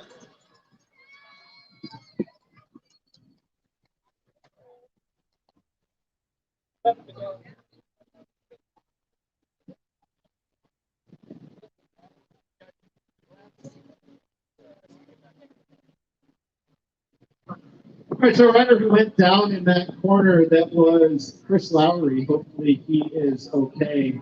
We saw him. He was trying to get on Patrick's wheel to sprint for that. We'll see if he ends up being okay. One thing we do have in criterium racing, it's called a free lap. So if you have a mechanical or a crash or something like that, you can come to the neutral support pit, and if it's within If it's before 7 laps to go, you can actually jump back in the race. And so we're sitting at 10 to go. Hopefully Chris is okay, and he is able to get his bike. But if he's able to get the pit, he feels like he is still able to keep racing. The officials will let him jump back in next time this group comes around, and he'll be able to get back in the race. So it's a unique thing about crit racing. I primarily race cyclocross. I know we have issues with mechanicals all the time. We wish there were 3 laps. In cyclocross, you get mechanical, you're done. You got to run to the pit and fix your bike, and you're totally hosed. But in crit racing, we do 3 laps because crashes do happen and stuff like that. So it looks like Chris is going to check out his bike, and he's going to try to jump back in with this field as they are going to speed. 9 laps to go? 10 laps to go. 10 laps to go. So there you go. That's your first free lap of the afternoon as Chris is jumping back in. So we are inside. 10 laps to go. You know, when I do the Ironman race of 112, I wish I had a few free miles. That'd be nice. And just sit out for 5 to 10, have somebody fix my bike. Maybe put my feet up for a little while. Yeah, for sure. I know it's one thing that I don't know if it's controversial. I mean, it's so much part of the sport, but it's kind of weird that you can crash and just jump back in. But I think that's good. It's good for the racers.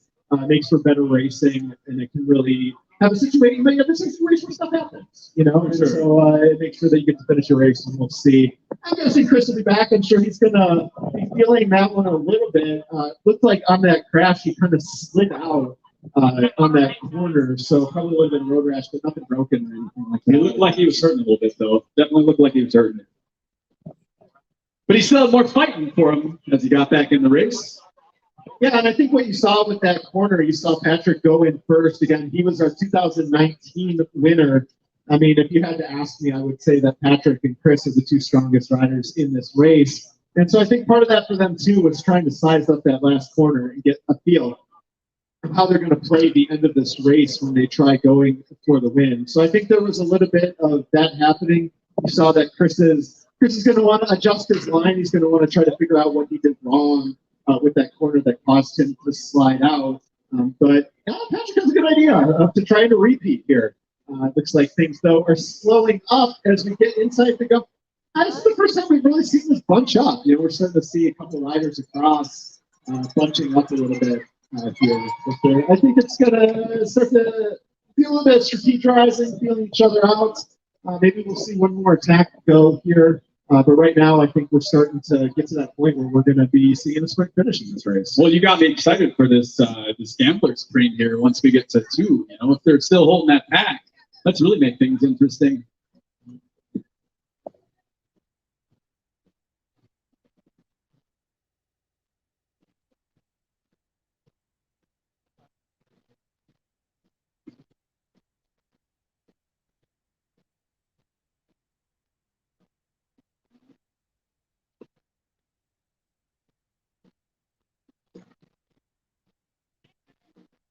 How you doing? We going?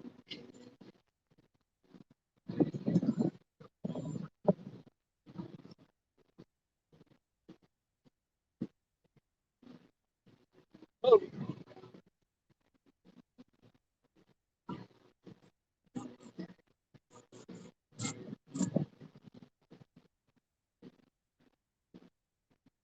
Okay. Last time they ran the barriers all the way down to the corner. They were in the street, so a lot of times when they overcooked it, they were going pump, pump, pump, pump over the. Oh yeah.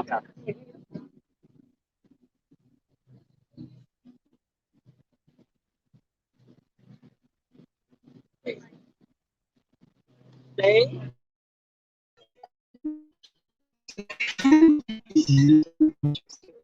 Lane, do we have you back, buddy?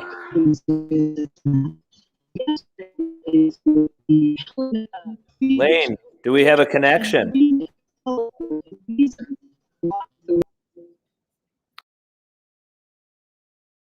Finish down by the ambulance down there is corner 3. I called this a moderately long sprint. I think this is a pretty short sprint. So I think we're going to call this a very short sprint.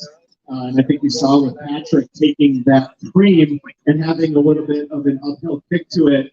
I think as we come down towards that last lap, the place that we're going to want to watch is actually the far side of the course. We saw that in our men's 35 plus 5 race. We saw them jockeying for position. It was really the, we call it the finish before the finish. And I think we definitely are looking at a situation like that with our course here at the Fitchburg Festival of Speed, where the race is actually going to be the race to that last corner. And so as we come up towards, it'll be in our last lap most likely, on the far side of the course. Of course, as I say that, Patrick Youngenblatt actually got a group of 2. So things are getting spiced up a little bit. We're kind of in that no man's land. We're at that last time where right when you might see some attacks go, it looks like that is the case. We'll try to get a look at who that is. It looks like one of our Diablo riders. It looks like the taller Diablo. So that's going to be John Lester in red. That's going to be our guest from Check that. That's right. 795 Mike Budd of Wheel and Sprocket and 791 Patrick Youngenblatt. They are lacking back and forth. I think they're going to try to make this one stick. They're only going to be seeing 6 laps to go next time around. So looks like they are going to try to make this work. We'll see if they're able to do it. So this is kind of exciting. And of course, 6 laps to go means that there are no more free laps. So they better hope for no more technical or mechanical issues, because no more free laps for these gentlemen. 40 miles an hour to catch back up.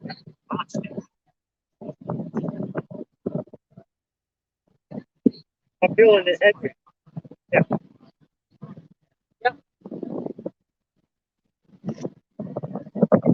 So I was saying earlier that we saw a solo attack from Anderson Bortoletto earlier on. We saw a solo attack from Brian Davis. And I was feeling that you're probably going to need a group of at least 3 to make something stick with this strong field. So right now we've got a group of 3 and we've got a group of 8. So again, we've got those 3 riders off the front. That's Mike Budd, Patrick Youngenblatt, and John Lester. Our changed the rest of our group. They're being led by Chris Lowry again. He's the one in orange and blue.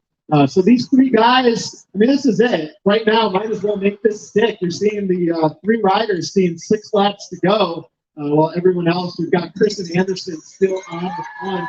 guessing they're going to want to work together to try to bring this one back. But I think at this point, it's go time for that group of three. They're going to try to work together. They're going to take turns on the front. They're going to pull through after doing a little bit of work. But hey, we've got about 5 laps to go. Let's make this happen. Let's see if we can get this one to stick. And Zach, you mentioned watching the faces of the riders, and I think you said it perfectly, because that secondary pack there, they were starting to look a little bit worried there as that pack of three got out ahead of them. A little bit more concerned that they were pulling up and not quite able to catch up. It will be interesting to see if any more join the front three there.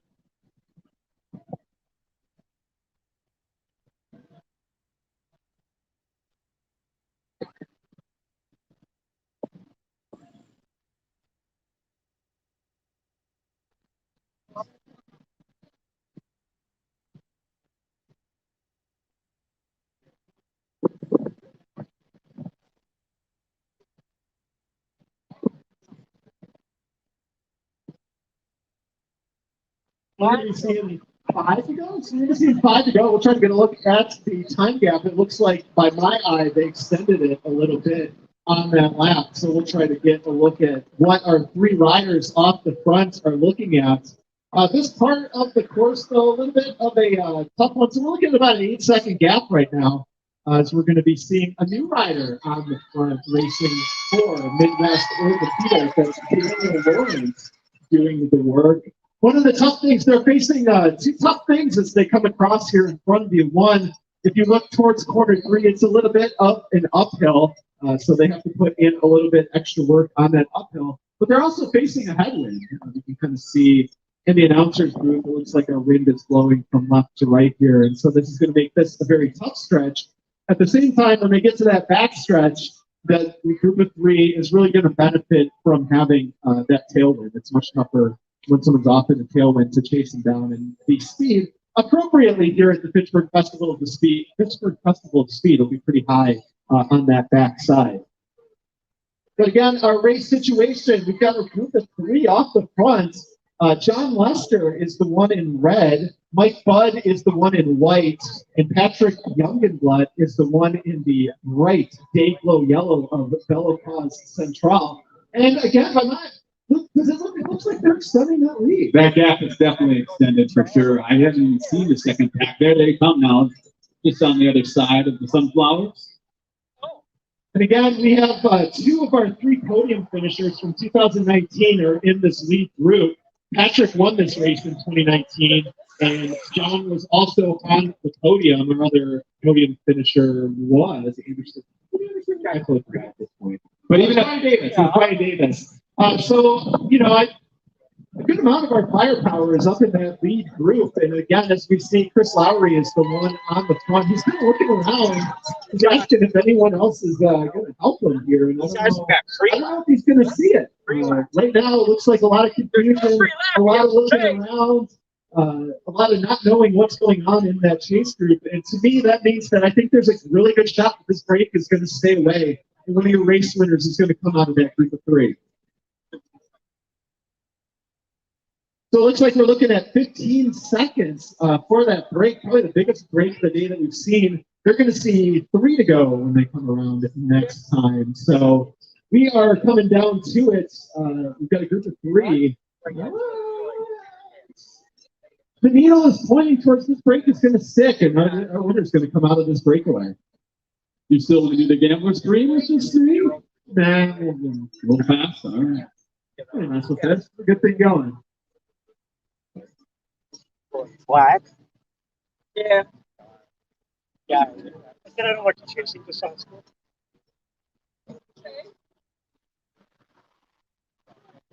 Here we go. We're seeing 3 laps to go.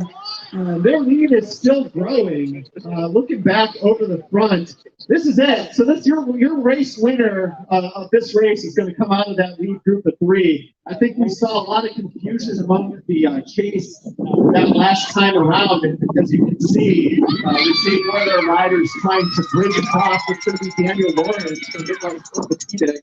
I'm sorry, check that. That's Adam Rachel, also Midwest Orthopedic. One thing of note, our podium does go 5 deep. We do pay out 5 deep.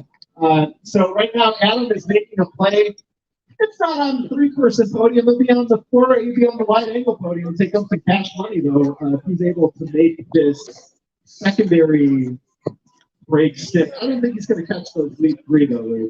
But even if one person from that last pack still has a chance to be in that fifth place spot, take home a little bit of money today. Yeah, so we call that the group sprint. So it's a thing to celebrate, I guess, especially if the podium goes 5 deep. You can celebrate winning the group sprint. But here's our guy Brian. He's catching the. Check out his YouTube channel. We'll figure out about his mechanical. It looks like unfortunately he's going to drop out of the race. But he's going to go cheer for his teammate John Lester. John has some Diablo unfinished business here to go. Talked about it 2 years ago. John Lester in red was in the break with Patrick Youngenblatt and Brian Davis. 2 Diablos to 1 fellow cause Central rider, and they let the other guy win. You never want to do that. You never want to finish second and third as teammates. So we'll see if John is able to get some redemption. We saw 2 laps on the lap counter. That means next time around we'll be seeing 1 to go. This is going to be Adam Rachel of Midwest Orthopedic. Looks like Anderson Guerrero is also jumping across into that gap. Right now he's sitting in fifth. He's in the money. He's on the podium right now. If he's able to make that hold on. Chris Lowry also jumping across. Right now, though, that case is every man for himself. So let's keep an eye on these lead 3. As we mentioned, the corner that we are going to be wanting to watch for. I got ahead of myself. We're still at 2 to go, right? Okay, we got a lap and a half left to go. A little excited, Zach. A little excited. Hang tight. But hey, those 3 front runners are just on either side there. Yeah, so right now they've been doing a great job working together, making this break stick. You can see they're taking turns. Of course, it doesn't matter. You're your teammates until you're going to hear that foul. I think we're going to see them certainly game this out as they come into what we call the foul lap. They're going to be hearing the foul. They're going to be hearing the foul. We're going to have 1 lap to go. It'll be interesting to watch the facial expressions too as they get more intense. Yeah, so these guys were friends for the last couple laps as they made this break stick most definitely. But right now, the friendship comes to an end.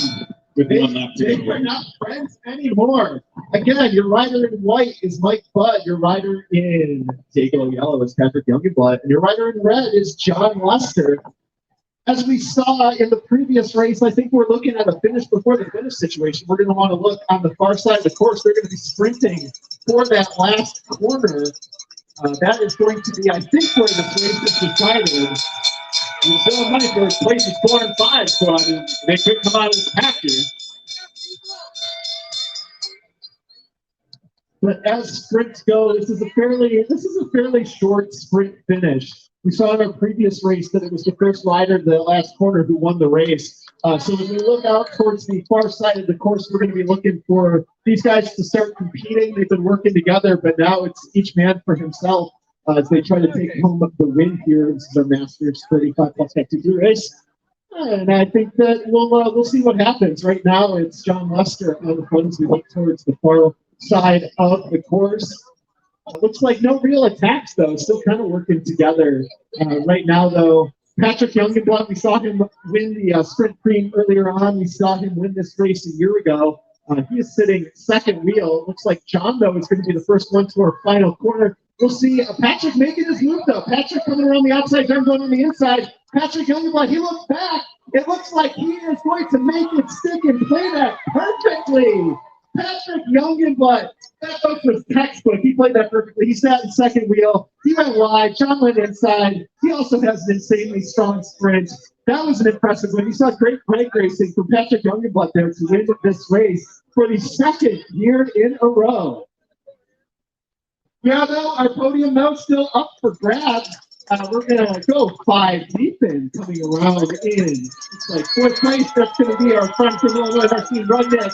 And finishing up in 5th is going to be Adam Rachel, as the rest of our riders bike throw for 6. No money for them. Bike throwing for personal pride at the finish. That was a great finish, folks. You saw a great textbook Criterium sprint finish win from Patrick Youngenblatt there. That was phenomenal.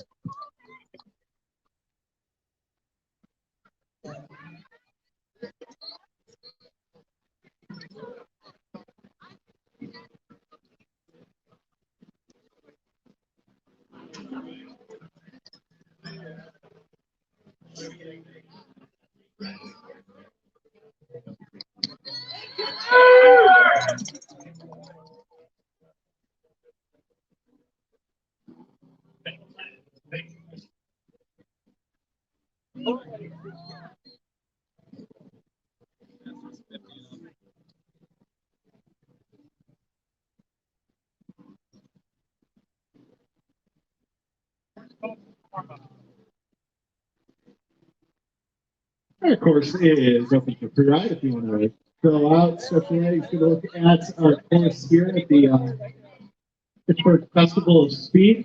Our next race on the docket is going to be our men's Masters 50 plus. So we've got our seasoned experienced racers. They'll be racing next. They're going to be racing for a total of 50 minutes.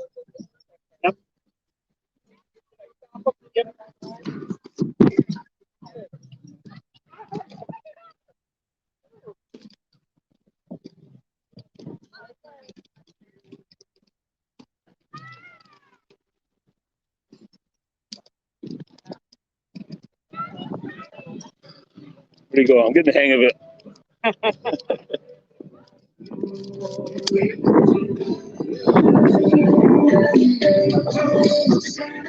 it.